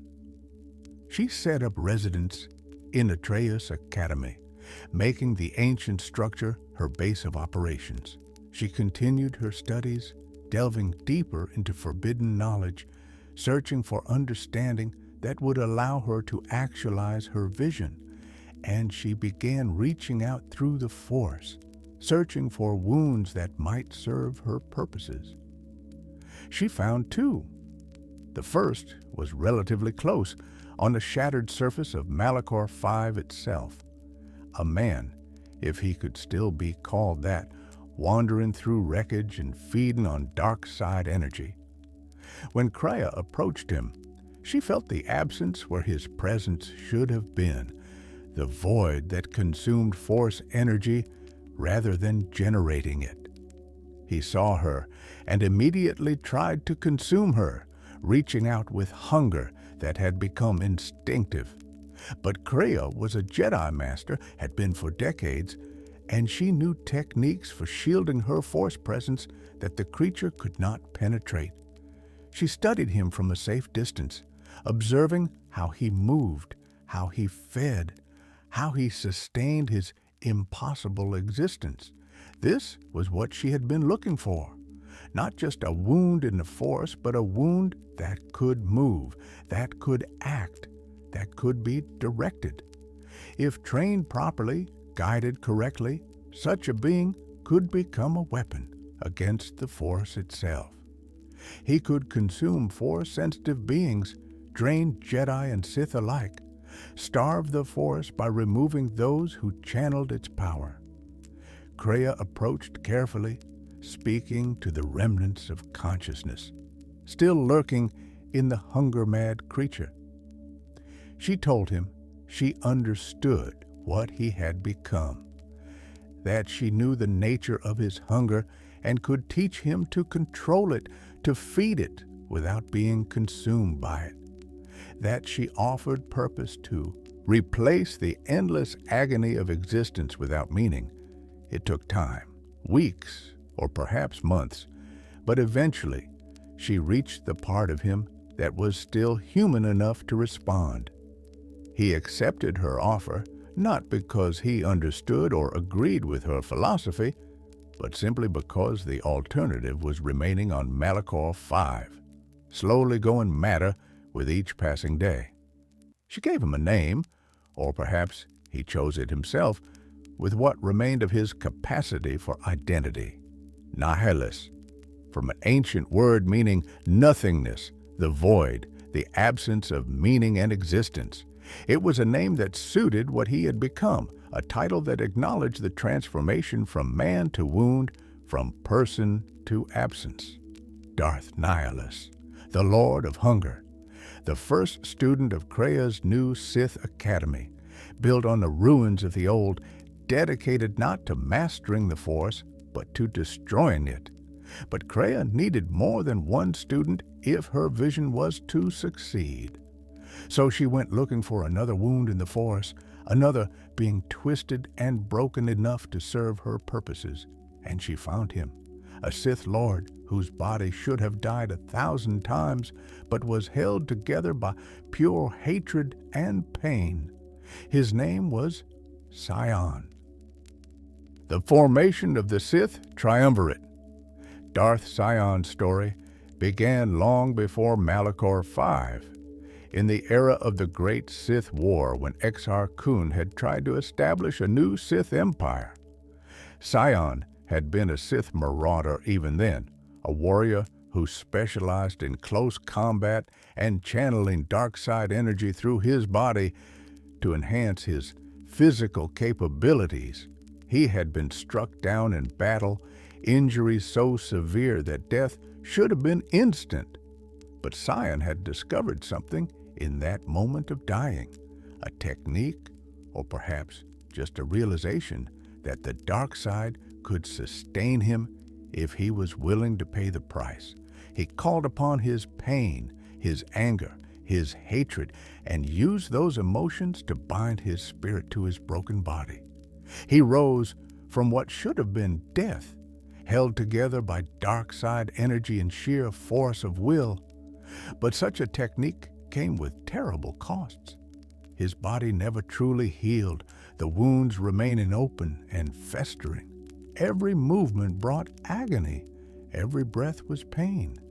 He existed in a state of constant suffering that would have driven most beings to suicide or madness. But Sion was a Sith, and suffering was something he could weaponize. He transmuted his agony into power, feeding it into the dark side and drawing that darkness back to sustain his impossible existence. Over the years, Sion had served various Sith masters and lived through multiple wars. He had been there when Exar Kun's empire fell. He had served in Revan's Sith empire after Revan and Malak turned to the dark side. He had been on Korriban when that empire collapsed after Revan's redemption, watching as Sith turned on each other in the resulting power vacuum. Through it all, Sion endured, too stubborn or too broken to die. When Krea found him, Sion was among the remnants of Revan's Sith forces, a lord without an empire, wandering the galaxy and surviving through his mastery of pain. He was immediately suspicious of this former Jedi Master who spoke of destroying the Force itself. Sith sought to dominate the Force, to bend it to their will. The idea of destroying it seemed like madness, but Krea was persuasive, and more importantly, she could offer Sion something he desperately needed: knowledge. Despite his power, Sion lacked understanding. He was a creature of instinct and emotion, sustained by hatred, but guided by little else. Krea promised to teach him, to give him the philosophical framework that would transform his suffering from mere existence into purposeful destruction. Sion accepted, though he never fully trusted Kreia. He followed her to Malachor 5 to the Traeus Academy where she had established her base, and there he met Nihilus. The two apprentices could hardly have been more different. Sion was all presence, his broken body an aura of suffering impossible to ignore. Nihilus was absence, a void that drew attention not through what he was, but through what he was not. Sion was sustained by his emotions, the pain and hatred that kept him alive. Nihilus had no emotions left, only hunger. Yet in their differences, they found a kind of balance. Sion understood physical suffering, Nihilus understood spiritual emptiness. Together, under Kreia's guidance, they began to explore what it meant to be wounds in the Force, to exist in defiance of natural law. Kreia trained them in the Traeus Academy, drawing on ancient Sith knowledge and her own considerable abilities. She taught Nihilus to control his hunger, to feed deliberately rather than desperately, to use his ability to drain Force energy as a weapon rather than merely a survival mechanism. She showed him how to sense concentrations of Force energy across vast distances, how to focus his hunger on specific targets, how to consume entire populations if necessary. For Sion, she taught different lessons. She showed him how to weaponize his pain, how to use his immortality as psychological warfare. More importantly, she tried to teach him philosophy, to elevate his understanding beyond simple hatred. Sion resisted these lessons, preferring action to contemplation, but he absorbed enough to become more than merely a brute. As they trained, Kreia continued recruiting. She called together remnants of Revan's Sith Empire, those who had survived the purges after Revan's redemption. She gathered Force sensitives who had been traumatized by the wars, turning their pain toward dark purposes. She trained Sith assassins in techniques for hunting Jedi, for corrupting those they captured, for spreading fear and discord throughout the Republic. The Traeus Academy became a factory for dark side practitioners, churning out Sith Lords and assassins and marauders. All of them learned, to one degree or another, Nihilus's technique of feeding on Force energy. All of them carried a piece of the wound, spreading that spiritual corruption wherever they went. Eventually, Kreia decided her organization needed formal structure. She declared the formation of a Sith Triumvirate, 3 Dark Lords who would rule jointly over the remnants of the Sith forces. Each would have a specific title that reflected their nature and purpose. Kreia took the title Darth Triya, the Lord of Betrayal. She had been betrayed by the Jedi and would betray them in turn. She had been betrayed by Revan and would betray the Force that had manipulated him. Her domain was treachery and philosophical insight, the understanding that all allegiances were temporary and all truths were subject to revision. Nihilus became the Lord of Hunger. The title was obvious, reflecting his defining characteristic and greatest power. His domain was consumption and emptiness, the understanding that the Force gave meaning, and therefore by consuming the Force, he removed meaning from the galaxy. Sion was declared the Lord of Pain, not just physical pain, though he embodied that completely, but all suffering. His domain was endurance and brutality, the understanding that the dark side was not merely philosophy or power, but agony, transcended and weaponized. Together, they would restore the Sith and destroy the Jedi. But more importantly, at least from Kreia's perspective, they would begin the process of starving the Force itself, removing Force sensitives from the galaxy until the cosmic entity that manipulated galactic history could no longer exert its will. It was an ambitious plan, revolutionary in scope, and it required absolute coordination between the three Dark Lords. For a time, it seemed that such coordination was possible. Kreia was clearly the leader, the philosophical mind guiding their efforts. Nihilus provided terrible power, the ability to eliminate entire populations of Jedi in single strikes. Sion led their forces in combat, commanding the Sith assassins and warriors with brutal efficiency. They launched what historians would later call the First Jedi Purge, a systematic campaign to hunt down and eliminate every surviving Jedi. The strategy was multi-pronged. Sion's assassins spread across the galaxy, using stealth and subterfuge to track down Jedi who had gone into hiding after the Jedi Civil War. When they found their prey, they used techniques learned from Nihilus to drain their victims' force energy, growing stronger with each kill. Meanwhile, Nihilus himself hunted the fringes of known space, searching for concentrations of force energy that indicated multiple Jedi gathering. His flagship, a vessel called the Ravager that had been damaged at Malachor V and reconstructed through his will, carried him from system to system as he fed on any world unfortunate enough to attract his attention.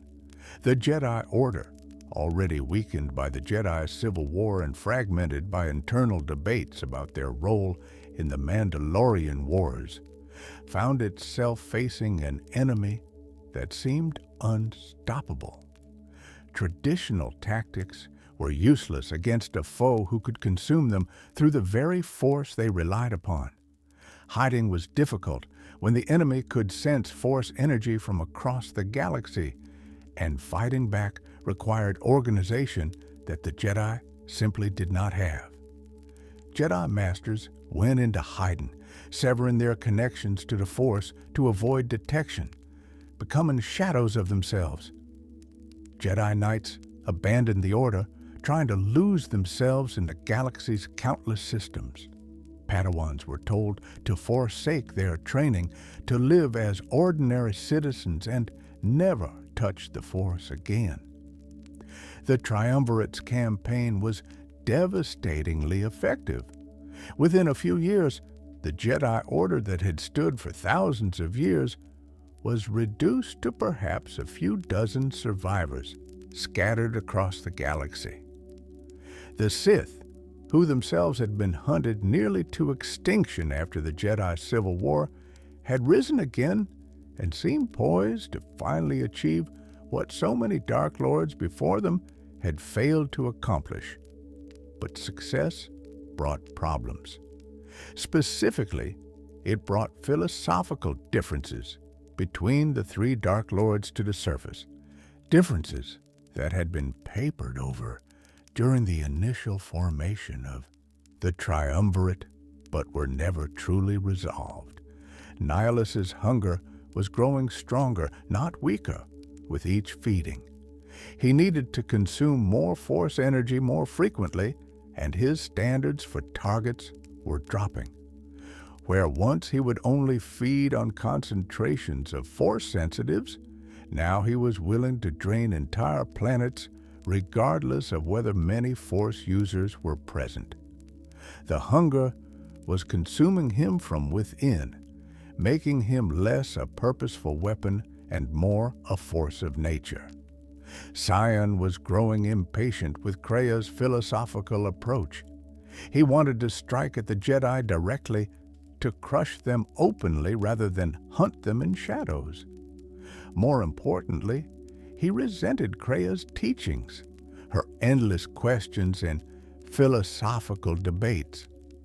He was a creature of action and emotion, and he felt Kreia's insistence on understanding was weakness.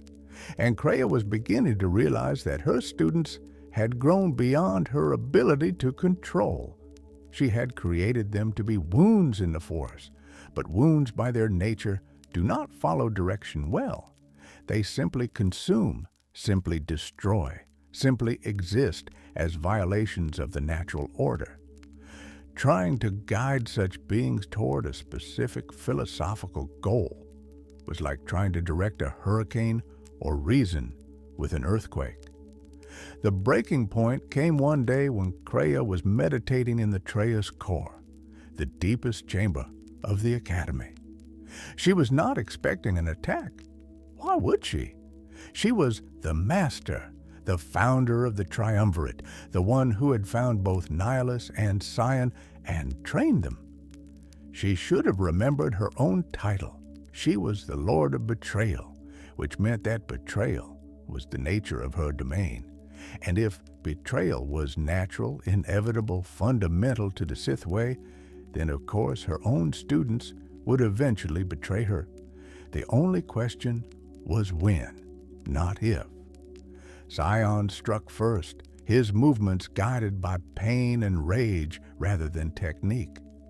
He had been planning this with Nihilus, waiting for the right moment.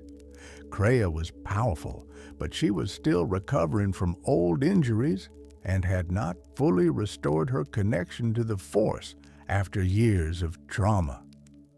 She reached for her lightsaber, but Sion was faster, his hatred lending him speed that his broken body should not have possessed. He beat her down with brutal efficiency, his fists and feet delivering blows that cracked ribs and shattered bones. And as she lay broken on the floor, Nihilus approached, his presence a void that made reality itself seem to recoil.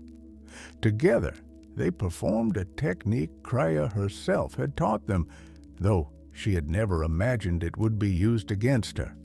They severed her connection to the Force, using a combined effort that cut her off from the energy field that had defined her entire life.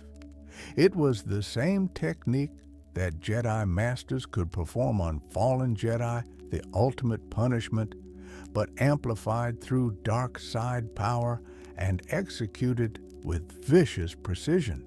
The pain of being severed from the Force is described as being worse than any physical torture for someone like Kreia, who had spent decades deeply immersed in the Force, who had used it for countless hours every day, who had made it the foundation of her identity.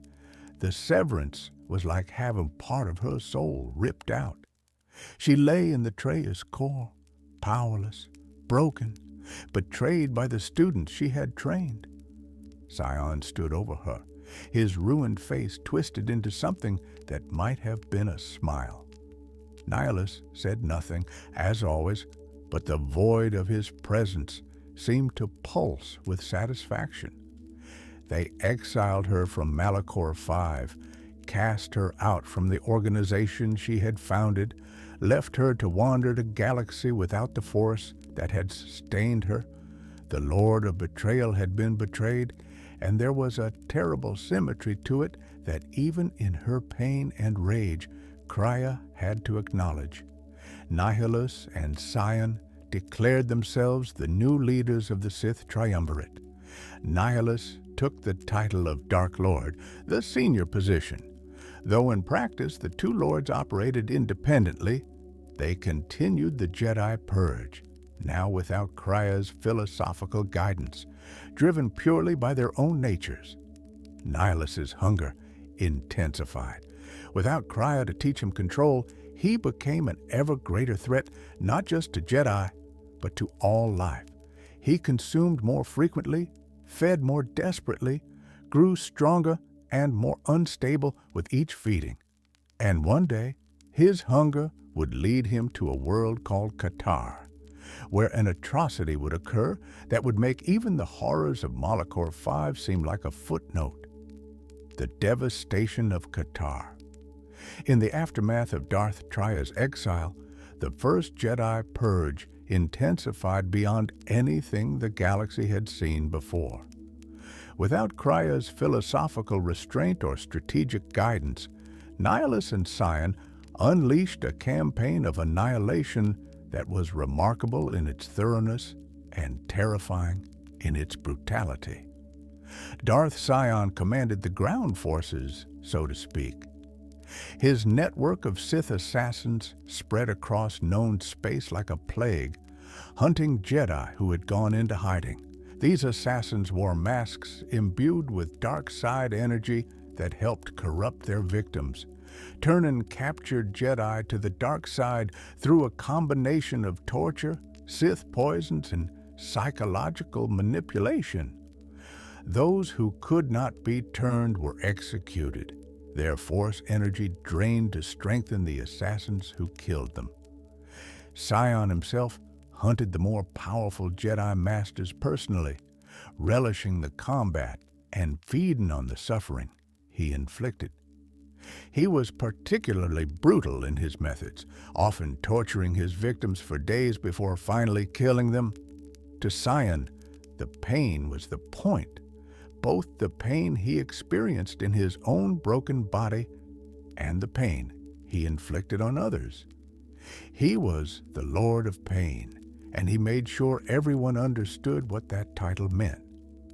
But for all of Sion's brutality, it was Nihilus who represented the truly existential threat to the Jedi Order and, indeed, to all life in the galaxy.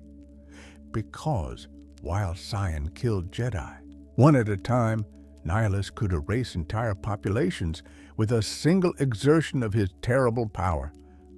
Nihilus's hunger had grown beyond anything Krya had anticipated when she first found him on Malachor 5.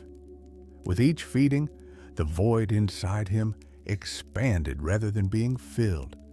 It was as if his consumption created more emptiness, a spiraling need that could never be satisfied no matter how much Force energy he absorbed.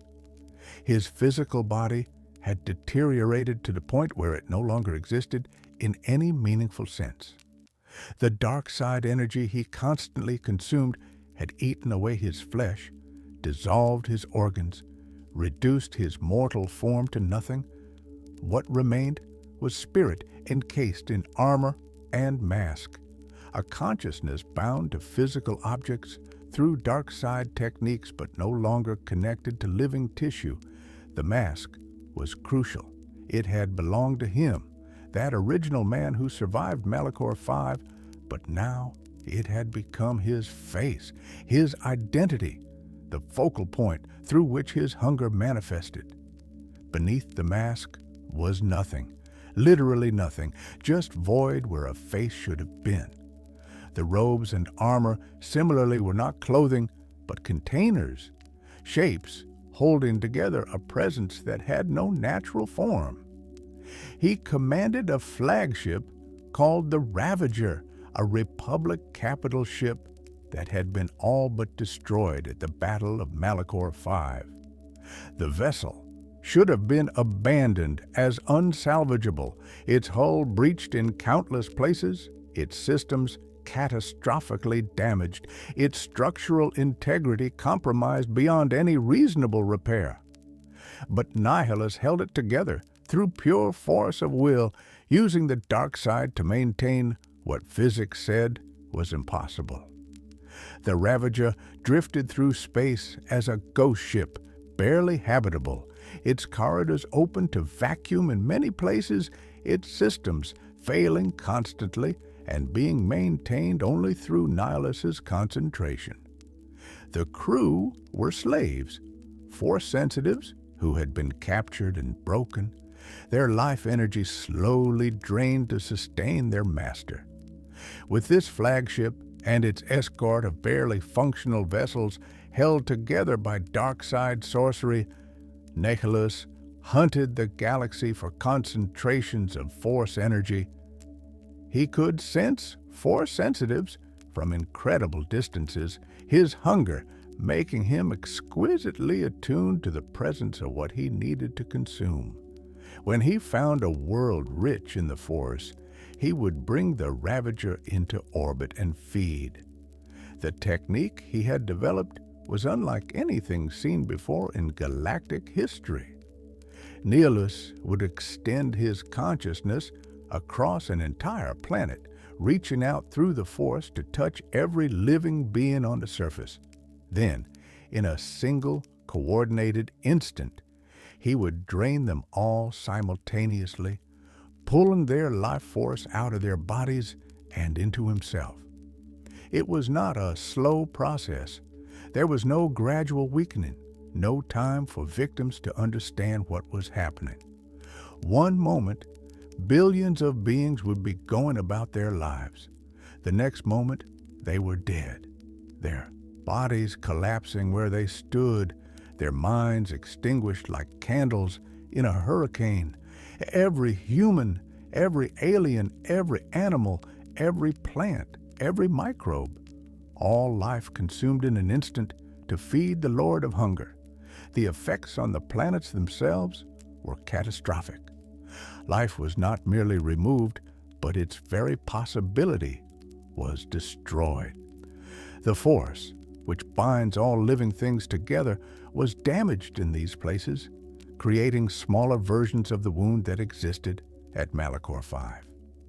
These worlds became graveyards, places where the normal cycles of life and death had been violently interrupted, where the Force itself seemed diminished and wrong.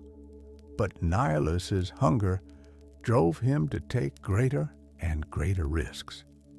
He needed more Force energy more frequently, and the diminishing returns meant that ordinary worlds no longer satisfied him for long. He needed concentrations of Force sensitives, places where multiple Jedi or other Force users gathered because their energy was more potent, more nourishing, lasted longer before the hunger returned. In the year 3952, before the Battle of Yavin, Nihilus's patience and luck seemed to pay off. His network of spies and informants brought him intelligence about a world called Qatar, a mid-rim colony inhabited by the Miraluka species. The Miraluka were Force-sensitive as a species, every member of their race born with the ability to perceive the galaxy through the Force rather than through conventional sight. More importantly, the intelligence suggested that a secret conclave of surviving Jedi Masters was being held on Qatar. After years of the Purge, the few Jedi who remained were gathering to discuss their situation, to coordinate their response, perhaps to make a final stand against the Sith who hunted them. What Nihilus did not know, what he could not have known, was that the conclave was a trap. Jedi Master Atris, a controversial figure who had survived the Purge through a combination of luck and paranoia, had deliberately leaked information about the conclave's location. She had sensed a dark presence in the Force, recognized it as one of the Sith hunting the Jedi, and decided to draw it out by offering bait it could not resist. Atris believed that when the Sith Lord arrived to attack the conclave, she and the other masters would be ready. They would spring their trap, destroy the enemy, and begin the process of rebuilding the Jedi Order. It was a risky plan, but desperate times called for desperate measures, and Atris was nothing if not willing to take risks she believed were justified. What she did not account for was the nature of the enemy she was trying to trap. Darth Nihilus was not a conventional Sith Lord who would arrive with forces to attack the conclave. He was a wound in the Force itself, a void that consumed rather than conquered. The Miraluka colony on Qatar was home to millions. It was a thriving world, peaceful and prosperous, known for its philosophers and artists. The native population went about their lives blissfully unaware that their world was about to become the site of one of the greatest atrocities in galactic history. The Jedi Masters who had gathered for the conclave were among the wisest and most powerful survivors of the Order. They came from across the galaxy, drawn by Atris's call to unite against the Sith threat. They believed they were being cautious, meeting in secret on a world where their presence would be hidden by the background force sensitivity of the native population. What they did not realize was that this background force sensitivity made Qatar shine like a beacon to Nihilus's hunger-heightened senses. A world full of force-sensitive beings, a gathering of powerful Jedi Masters on top of that. To Nihilus, Qatar was not a trap, but a feast. The Ravager emerged from hyperspace in orbit around Qatar. There was no preliminary bombardment, no demands for surrender, no warnings or ultimatums. Nihilus did not speak, did not communicate, did not engage in the sort of psychological warfare that other Sith Lords might employ. He simply prepared to feed.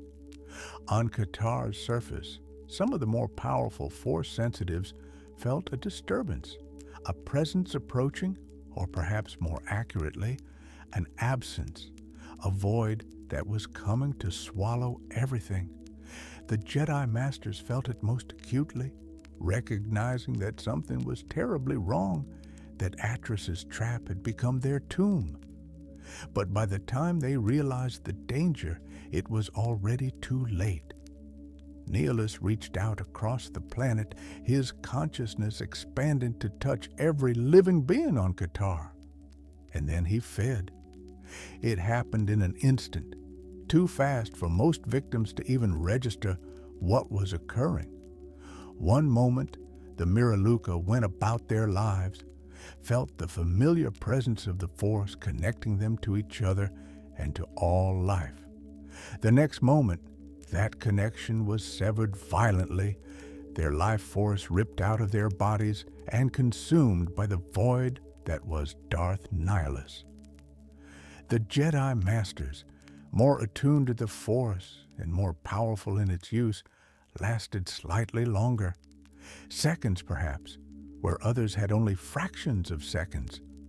They felt Nihilus's hunger crashing over them like a tidal wave, felt their life being pulled away, felt the Force itself being drained from the world. Some tried to resist, throwing up barriers of light-side energy, but it was like trying to stop a black hole with willpower. Others tried to flee, but there was nowhere to run, nowhere to hide from a hunger that touched the entire planet simultaneously. One by one, the Jedi Masters fell, their bodies collapsed, their lives extinguished, their connection to the Force severed permanently.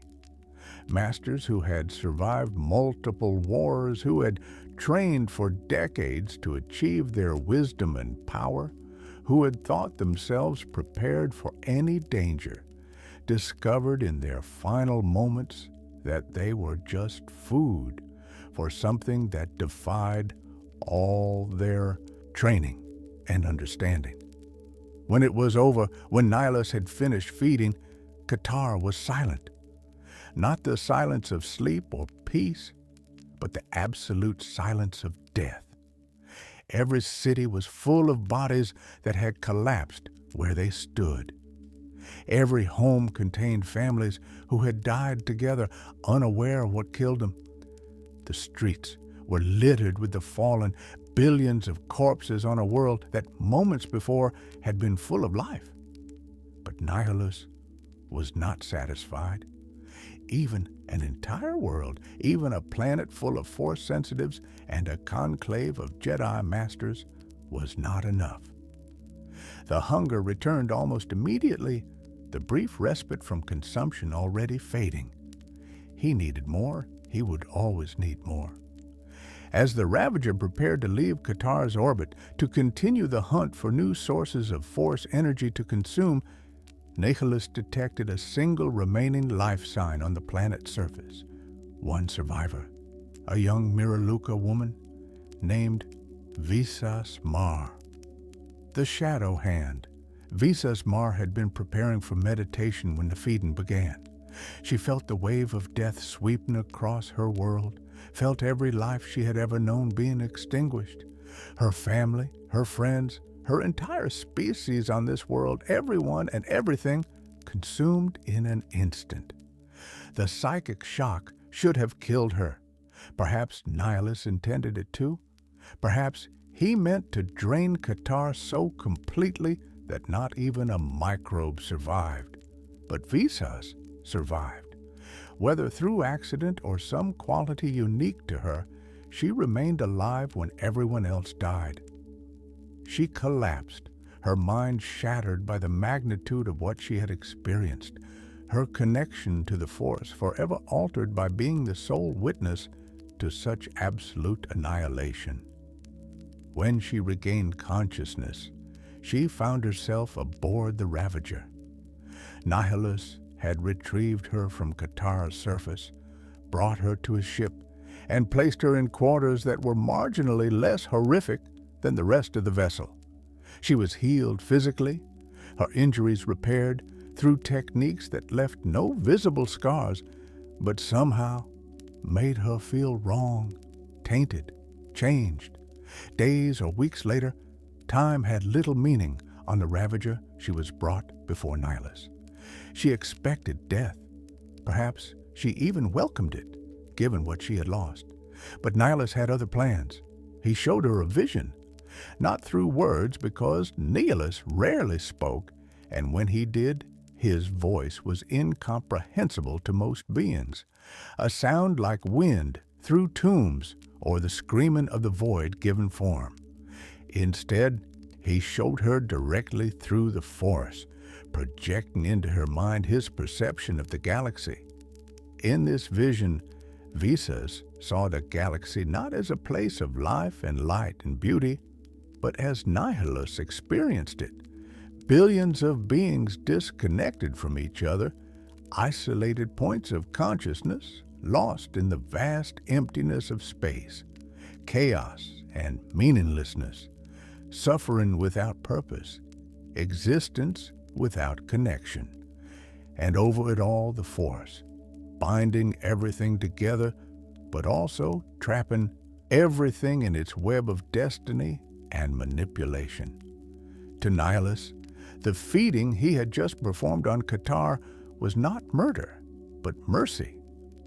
He had freed those billions from their isolated existence, had connected them through death in a way they never were in life, had returned them to the void from which all things came and to which all things would eventually return. His hunger was not cruelty but kindness, not destruction but liberation. It was insane, of course, a rationalization of monstrosity, a philosophy built on the foundation of addiction and trauma. But it was also seductive in its simplicity, and to someone as broken as Visas had become, it offered something that nothing else could: purpose, meaning, a way to transform her survival from random chance into destiny. The vision also did something to Visas physically. The intensity of Nihilus's presence, focused directly on her psyche, carved away the vestigial tissue of her eye sockets. Miraluka were born without eyes, seeing through the Force instead, but they had eye sockets covered by skin.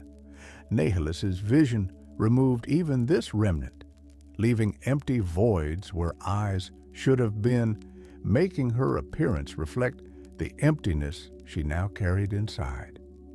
Visas Mar became Nihilus's shadow hand, his apprentice and servant. A force bond formed between them, linking their consciousnesses in a way that strengthened both. Through this bond, Nihilus could draw on Visas's force energy to supplement his own, while Visas gained power through her connection to the void that was her master. She learned from him insofar as learning from Nihilus was possible. He taught her to drain force energy from others, to feed on death, to use the hunger as a weapon. She became proficient in these dark techniques, not because she wanted to, but because survival on the Ravager required it. The ship was a place of death, where even the slaves that crewed it were slowly being consumed. To remain alive in such an environment meant learning to be like the environment, becoming death-touched and hungry yourself.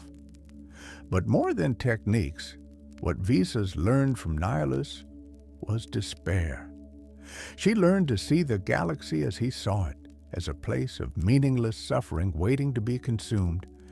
She learned that the light she had once believed in was an illusion, that hope was a lie, that the only truth was the void. For years, Visas Mar served Darth Nihilus, accompanying him aboard the Ravager as it traveled the galaxy, witnessing planet after planet being drained of life.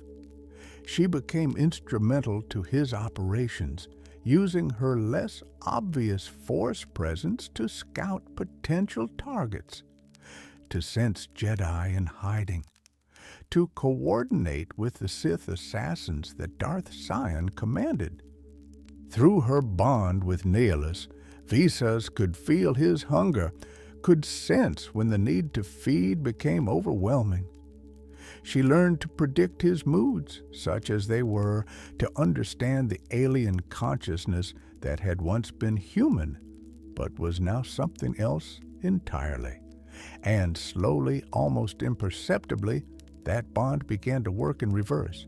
Just as Nihilus affected Visas, her presence affected him. The bond that strengthened them both also tethered Nihilus to something approaching humanity, gave him an anchor to the world of the living that he had abandoned when his body dissolved into void. This would prove significant later at the Battle of Talos IV, when Visas Mar would make a choice that would doom the master she served and hated in equal measure. But that was still years in the future, for now she was simply the shadow hand of the Lord of Hunger, witnessing atrocities and learning to call them necessary, becoming the kind of monster that circumstances and trauma create. The final hunt. As the first Jedi purge continued, Darth Nihilus became increasingly unstable. The hunger that drove him was consuming him from within, making him more aggressive in his feeding, less discerning in his targets, more desperate in his search for sustenance. Where once he might wait months between feedings, now he needed to consume worlds every few weeks. The amount of Force energy required to satisfy him, even temporarily, increased exponentially. This escalation posed practical problems. There were only so many worlds rich in Force-sensitive beings, only so many places where multiple Force users gathered. Nihilus had already consumed the most obvious targets. The surviving Jedi had learned to hide effectively, severing their connections to the Force to avoid detection, living as ordinary beings rather than risk drawing the Lord of Hunger's attention. Moreover, the very act of feeding made it harder for Nihilus to find new targets. Each world he drained created a dead zone in the Force, a place where the normal ebb and flow of life energy was disrupted. These dead zones interfered with his ability to sense distant Force sensitives, like static interfering with a transmission. The more he consumed, the harder it became to find new sources of consumption. Nihilus began taking risks he had previously avoided. He ventured closer to core worlds where Republic military presence was stronger. He fed on worlds with smaller concentrations of Force energy, accepting diminishing returns because the alternative was enduring the hunger unfed. He became more erratic in his movements, less strategic in his targeting. But there was one world that Nihilus wanted more than any other, Talos IV, a planet in the Outer Rim, that was undergoing massive restoration efforts after being devastated during the Jedi Civil War. According to intelligence that Nihilus received, a Jedi Academy had been established on Telos 4 in secret, a place where surviving Jedi were gathering to train new students and rebuild the Order. This intelligence came from Colonel Tobin, a military officer from Onderon who had become entangled with Sith politics. Tobin had been physically corrupted by exposure to Nihilus's dark side energy, his body twisted, and his mind warped by prolonged contact with the void.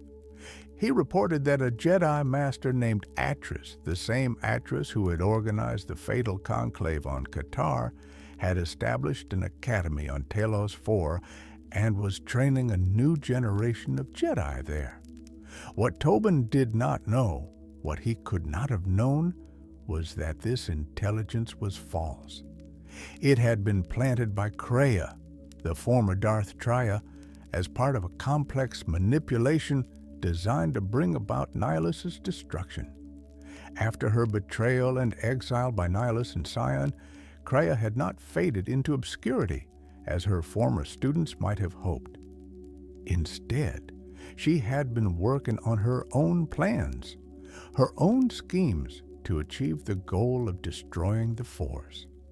Central to these plans was a woman named Meetra Surik, the Jedi general who had ordered the activation of the mass shadow generator at Malachor 5, who had severed her own connection to the Force and been exiled by the Jedi Council.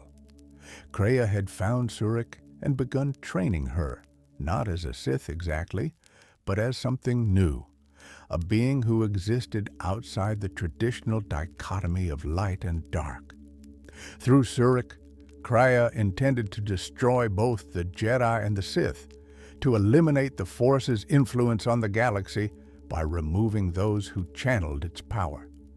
But to accomplish this, Kreia needed Nihilus and Sion dead. They were her former students, wounds in the Force like Surik, but they were also obstacles to her plans.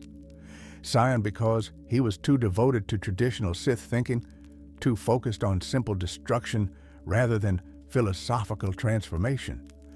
Nihilus because he was uncontrollable, a rabid beast wearing the facade of a Dark Lord, whose hunger would eventually consume everything if left unchecked. So Kreia arranged a trap. She manipulated Colonel Tobin into believing there was a Jedi Academy on Telos 4. She let this false intelligence reach Nihilus through channels that would make it seem credible. And she positioned Meetra Surik on Telos 4, knowing that Surik's unique nature as a wound in the Force would make her the perfect weapon against Nihilus. Nihilus took the bait. The prospect of an entire academy of Jedi, dozens or perhaps hundreds of Force sensitives gathered in one location, was too tempting to resist. Even if it was a trap, even if the Republic military was waiting, the potential reward was worth the risk. His hunger demanded it. The Ravager and its escort of barely functional ships made for Telos 4, prepared to feed one more time before moving on to the next target. Nihilus did not know that he was heading not to a feast, but to his own execution. The Battle of Telos 4 and Nihilus's death. The Sith fleet emerged from hyperspace in orbit around Telos 4 without warning. There had been no preliminary raids, no scouts, no indication that an attack was coming. This was Nihilus's standard tactic: arrive suddenly, feed quickly, depart before effective resistance could be organized. But this time, the Republic was ready.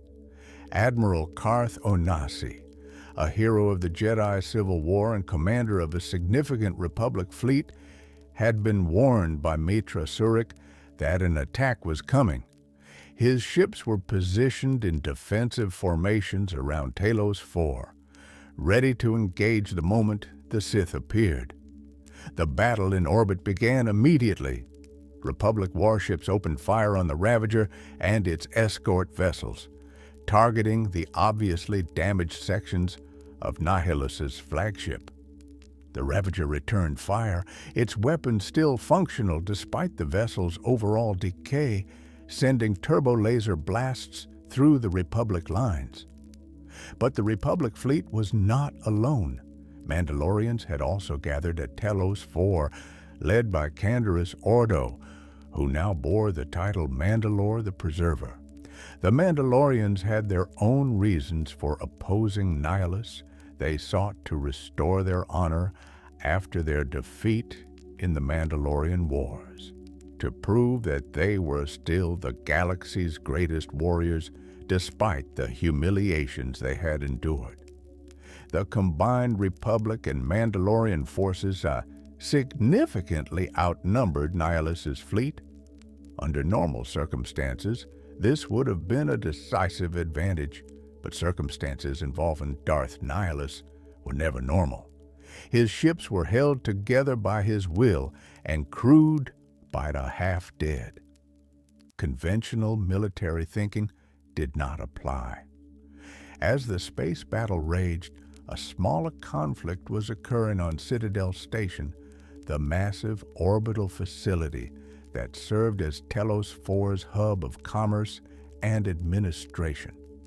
Sith assassins had infiltrated the station before the battle began, preparing to sabotage its systems and spread terror among the civilian population.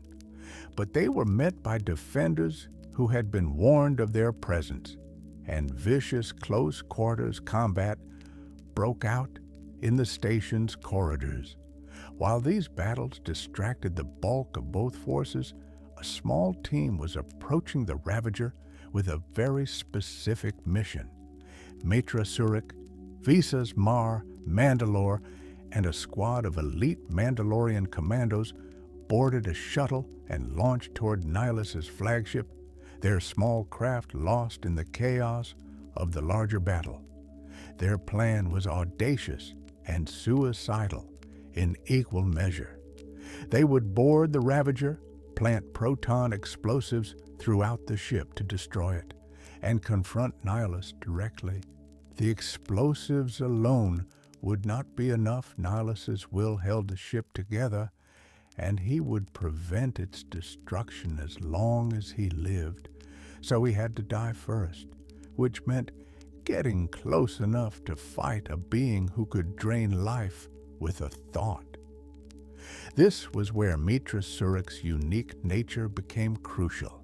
Like Nihilus, she was a wound in the Force, but of a different type. Where Nihilus consumed Force energy to fill his void, Surik had severed her own connection to protect herself. Where Nihilus was an active emptiness, constantly feeding, Surik was a passive void, drawing no energy, but also offering none. This made her immune to Nihilus's primary weapon. When he tried to drain Force energy, he found nothing to drain from Surik. She was a dead spot, a place where his hunger could find no purchase. He could not sense her properly through the Force, could not consume her, could not affect her with the techniques that made him so terrifying to other Force sensitives.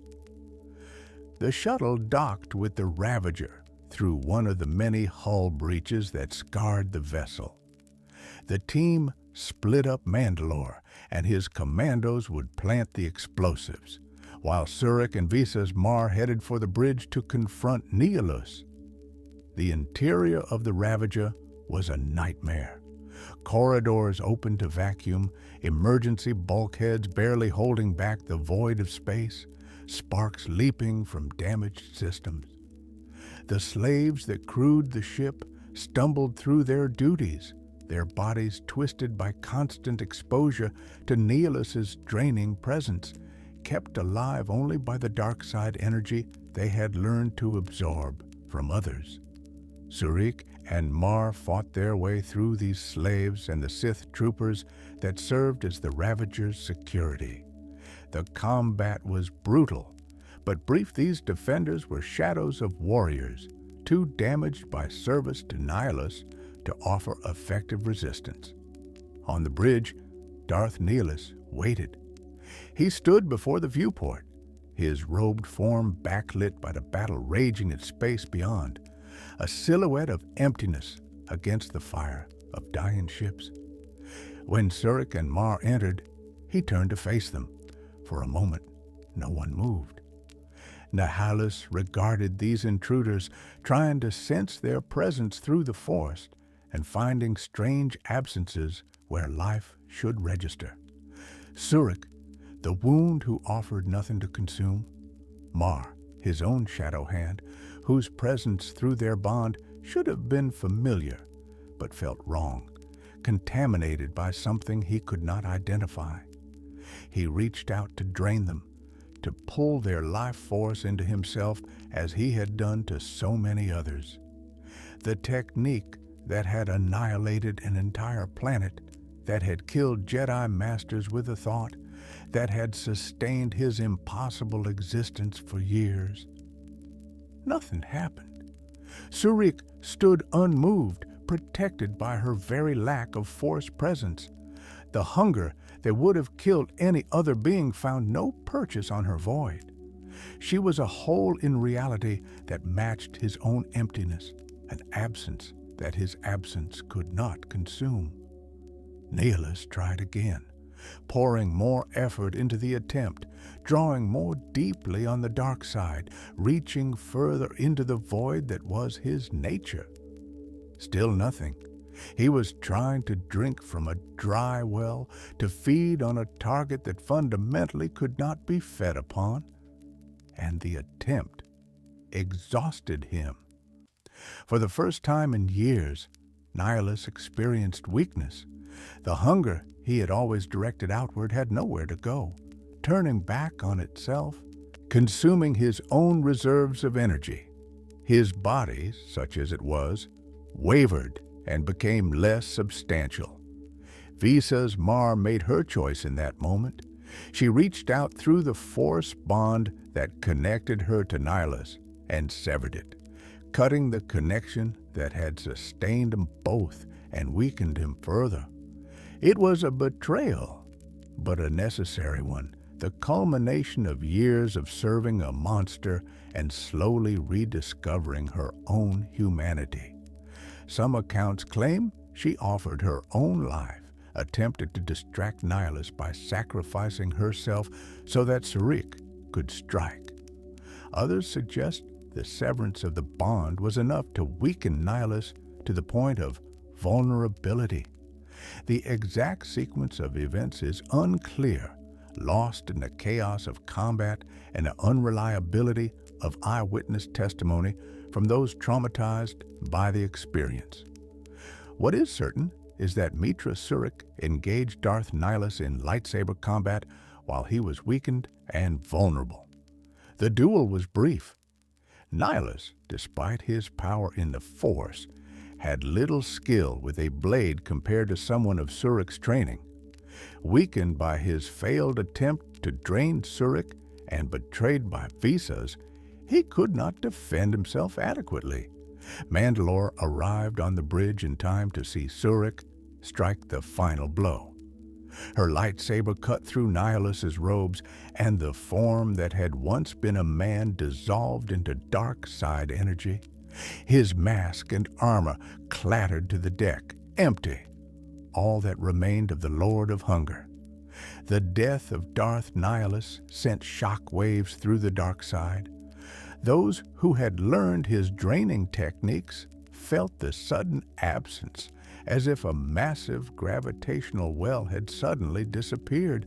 The Ravager, held together only by Nihilus's will, began to tear itself apart, the dark side energy that had sustained it dissipating rapidly. Surik, Mar, and Mandalore ran for their shuttle as explosions blossomed throughout the ship. The proton charges planted by the Mandalorian commandos detonated, tearing through already damaged systems, ripping apart the hull in multiple locations. The slaves that crewed the ship collapsed, their forced connection to the dark side severed by their master's death. The shuttle launched from the disintegrating Ravager seconds before the flagship's reactor core went critical. The resulting explosion was visible from Telos 4's surface, a brief new sun in the orbital space where the ship had been.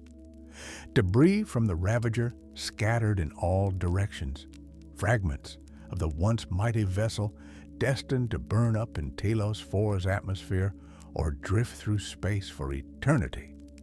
With their flagship destroyed and their leader dead, the remaining Sith forces broke and fled. The Republic and Mandalorian fleet pursued, destroying most of the escort vessels before they could escape to hyperspace. The Battle of Telos 4 was over, and the good guys had won. But victory came with costs beyond the ships lost and soldiers dead. The Ravager had carried thousands of slaves, beings who had been corrupted by exposure to Nihilus and who died when the ship exploded. The Sith assassins on Citadel Station killed hundreds of civilians before being stopped. And on a philosophical level, the galaxy had to confront the knowledge that something like Nihilus had existed, that the Force could create beings so fundamentally wrong that their very existence was an atrocity. Nihilus's mask and armor were recovered from the wreckage. These artifacts, still imbued with traces of his dark side presence, were taken to Korriban, the ancient Sith homeworld, to be interred in the tombs there. His holocron, if he had created one, was also supposedly placed in the Korriban Academy, allowing future generations to learn from his techniques if they were brave or foolish enough to seek such knowledge. The Lord of Hunger was dead. His reign of terror ended, his threat to the galaxy neutralized, but the legacy of Darth Nihilus would endure for centuries, a cautionary tale about the corrupted nature of the dark side and the price of giving in to one's worst impulses. Legacy and conclusion. The defeat of Darth Nihilus at Telos 4 marked a turning point in the first Jedi Purge and ultimately in galactic history. With Nihilus dead, the Sith lost their most powerful weapon, and the Jedi gained a brief respite from the campaign of annihilation that had brought their order to the brink of extinction. Darth Sion continued the Purge for a time, but without Nihilus's planet-killing power, the effort became less effective. Eventually, Sion too would fall, defeated by Mitra Surik on Malachor 5 in a confrontation that was more philosophical than physical. And with both apprentices dead, Kreia, who had reclaimed her title as Darth Traya, would finally enact her plan to destroy the Force itself, only to be stopped by Surik at the last moment. But even with the Sith Triumvirate destroyed and the immediate threat ended, the impact of Darth Nihilus on galactic history could not be undone. The worlds he had drained remained dead zones in the Force, places where life struggled to return and the normal connection to the Force was disrupted. Qatar, once home to millions, remained a lifeless monument to Nihilus's atrocities. More philosophically, Nihilus represented something that the Jedi had never truly confronted before. Previous Sith Lords had been evil, certainly, but they were comprehensible evil. They sought power or revenge or domination. Their motivations, while twisted, were at least understandable in human terms. Nihilus was different. He was not evil in the conventional sense. He was hunger personified, a need that had consumed a person who experienced it. He did not choose to destroy entire worlds any more than a fire chooses to burn or a black hole chooses to consume. He simply was destruction, was consumption, was void. This raised uncomfortable questions for both Jedi and Sith philosophy. The Jedi taught that anyone could be redeemed, that the light side was always accessible to those who sought it. But could Nihilus have been redeemed? Was there a person left inside that void, or had the transformation been so complete that redemption was literally impossible? The Sith taught that power was its own justification, that strength determined truth. But Nihilus demonstrated that power without control was not strength, but weakness. His hunger made him vulnerable, predictable, ultimately defeatable by someone who understood his nature. He was arguably one of the most powerful Force users ever to exist, capable of destroying entire planets, yet he died in a relatively straightforward lightsaber duel because his power was also his greatest weakness. The techniques Nihilus had developed and taught, particularly the ability to drain Force energy from others, did not die with him.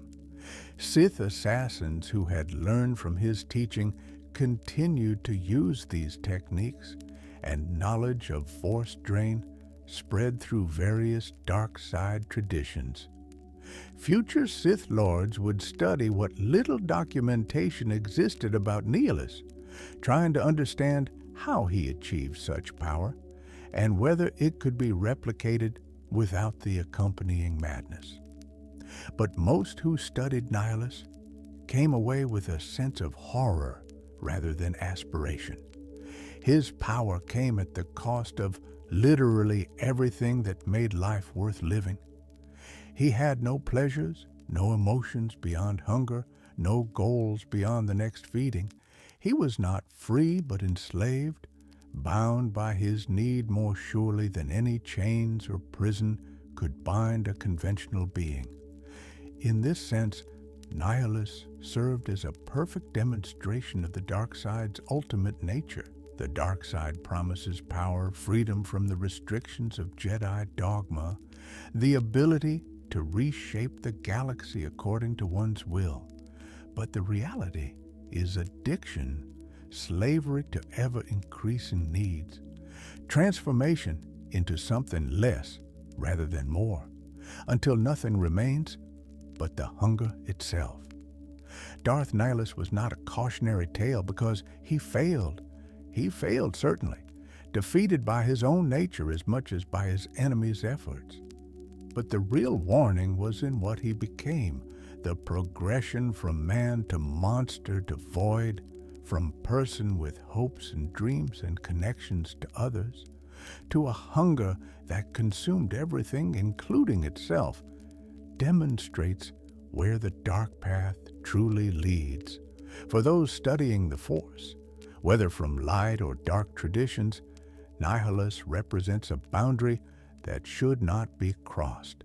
His techniques can be learned, his power theoretically accessed, but the price is so high that it negates any benefit the power provides. He achieved godlike ability to destroy life on planetary scales, but in doing so, destroyed his own life so completely that the power became meaningless. The mask of Darth Nihilus, interred on Korriban, became something of a dark side artifact itself. Future Force sensitives who encountered it reported feeling the hunger emanating from the metal and cloth, a psychic residue of the being who had worn it. Some claim the mask whispered to them, promising power, offering to teach techniques that could grant abilities beyond imagination. But those who actually tried to wear the mask discovered that Nihilus's hunger had not died with him. The artifact attempted to drain Force energy from those who touched it, a pale echo of its former wielder's power, but still dangerous to the unwary. It became a test piece for Sith students, a way to prove one's strength by resisting the drain or foolishly claiming false power by giving in to it.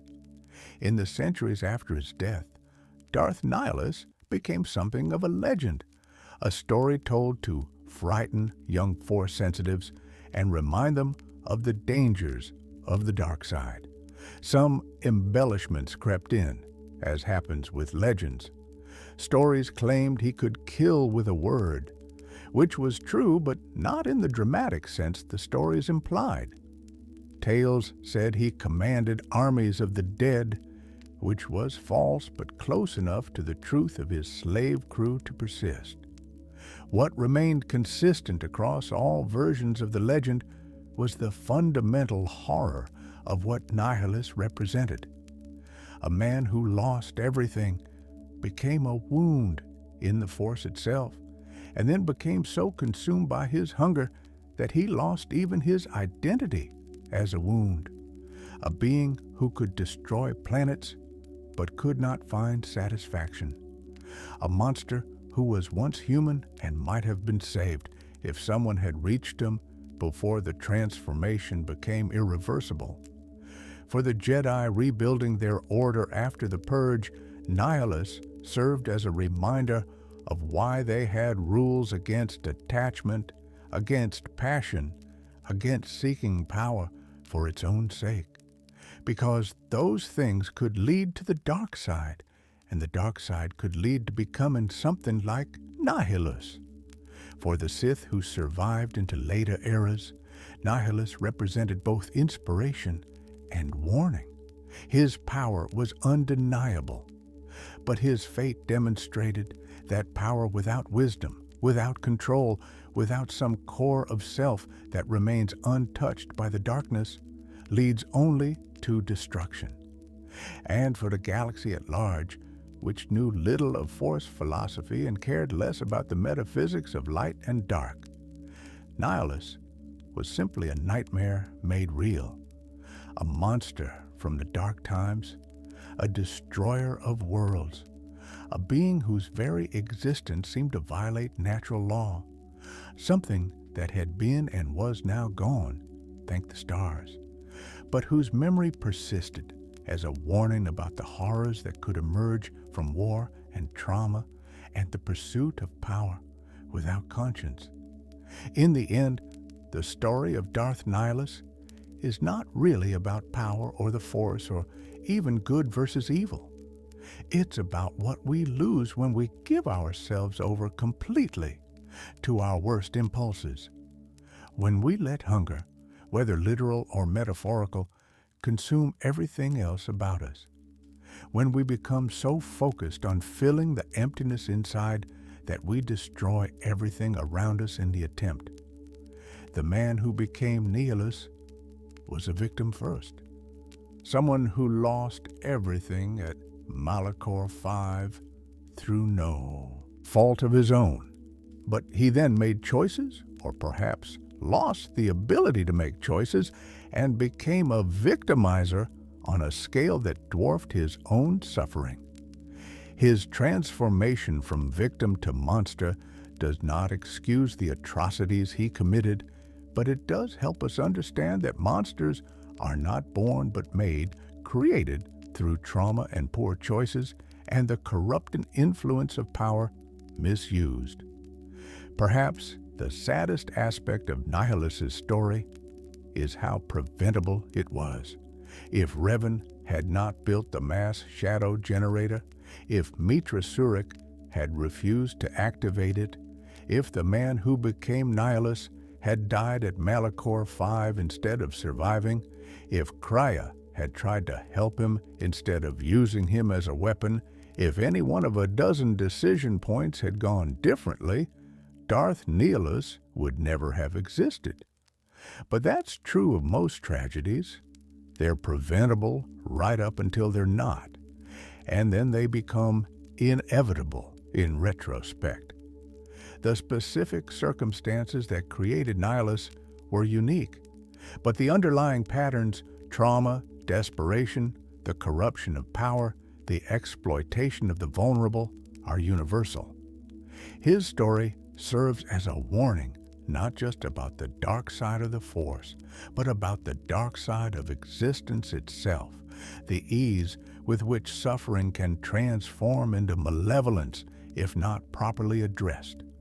So remember the Lord of Hunger. Remember what he was, what he became, what he destroyed. Remember his story as a warning about where unchecked hunger, whether for power or validation or simply to fill an emptiness inside, can lead. Remember that every monster was once something else, and that preventing monsters means addressing the trauma and circumstances that create them. But mostly, remember that the galaxy is a better place without him, that his death was necessary and just, and that whatever sympathy we might feel for the man he was does not absolve the monster he became. Darth Nihilus is dead. The Lord of Hunger consumed himself in the end, his own nature proving his ultimate weakness. And the galaxy breathes easier for his absence, even as it remembers the horror of his presence. Rest in peace, or whatever passes for peace, for beings who became wounds in the Force. And may the galaxy never see your like again. If you've enjoyed this deep dive into the complete history of Darth Nihilus, one of the most terrifying figures in Star Wars legends, please consider hitting that like button. It helps more people discover content about these incredible characters and stories from the expanded universe. And if you're hungry for more, though hopefully not in the planet-consuming sense, make sure to subscribe to Sith Lord, where we explore the darkness at the heart of the Star Wars galaxy. From ancient dark lords to the fall of entire civilizations, from forbidden techniques to the philosophy of the dark side, we cover it all in the same relaxed, immersive style you've hopefully enjoyed tonight. Drop a comment letting me know what aspect of Nihilus's story fascinated you most, or what other Sith Lord you'd like to see covered in a future video. Was it his transformation at Malachor 5? The horror of Qatar? His final battle against the Jedi exile? Let me know your thoughts. Until next time, may the Force be with you. Or maybe better yet, may you never encounter a wound in the Force like Darth Nihilus. Sleep well, listeners, and remember, some hungers can never be satisfied.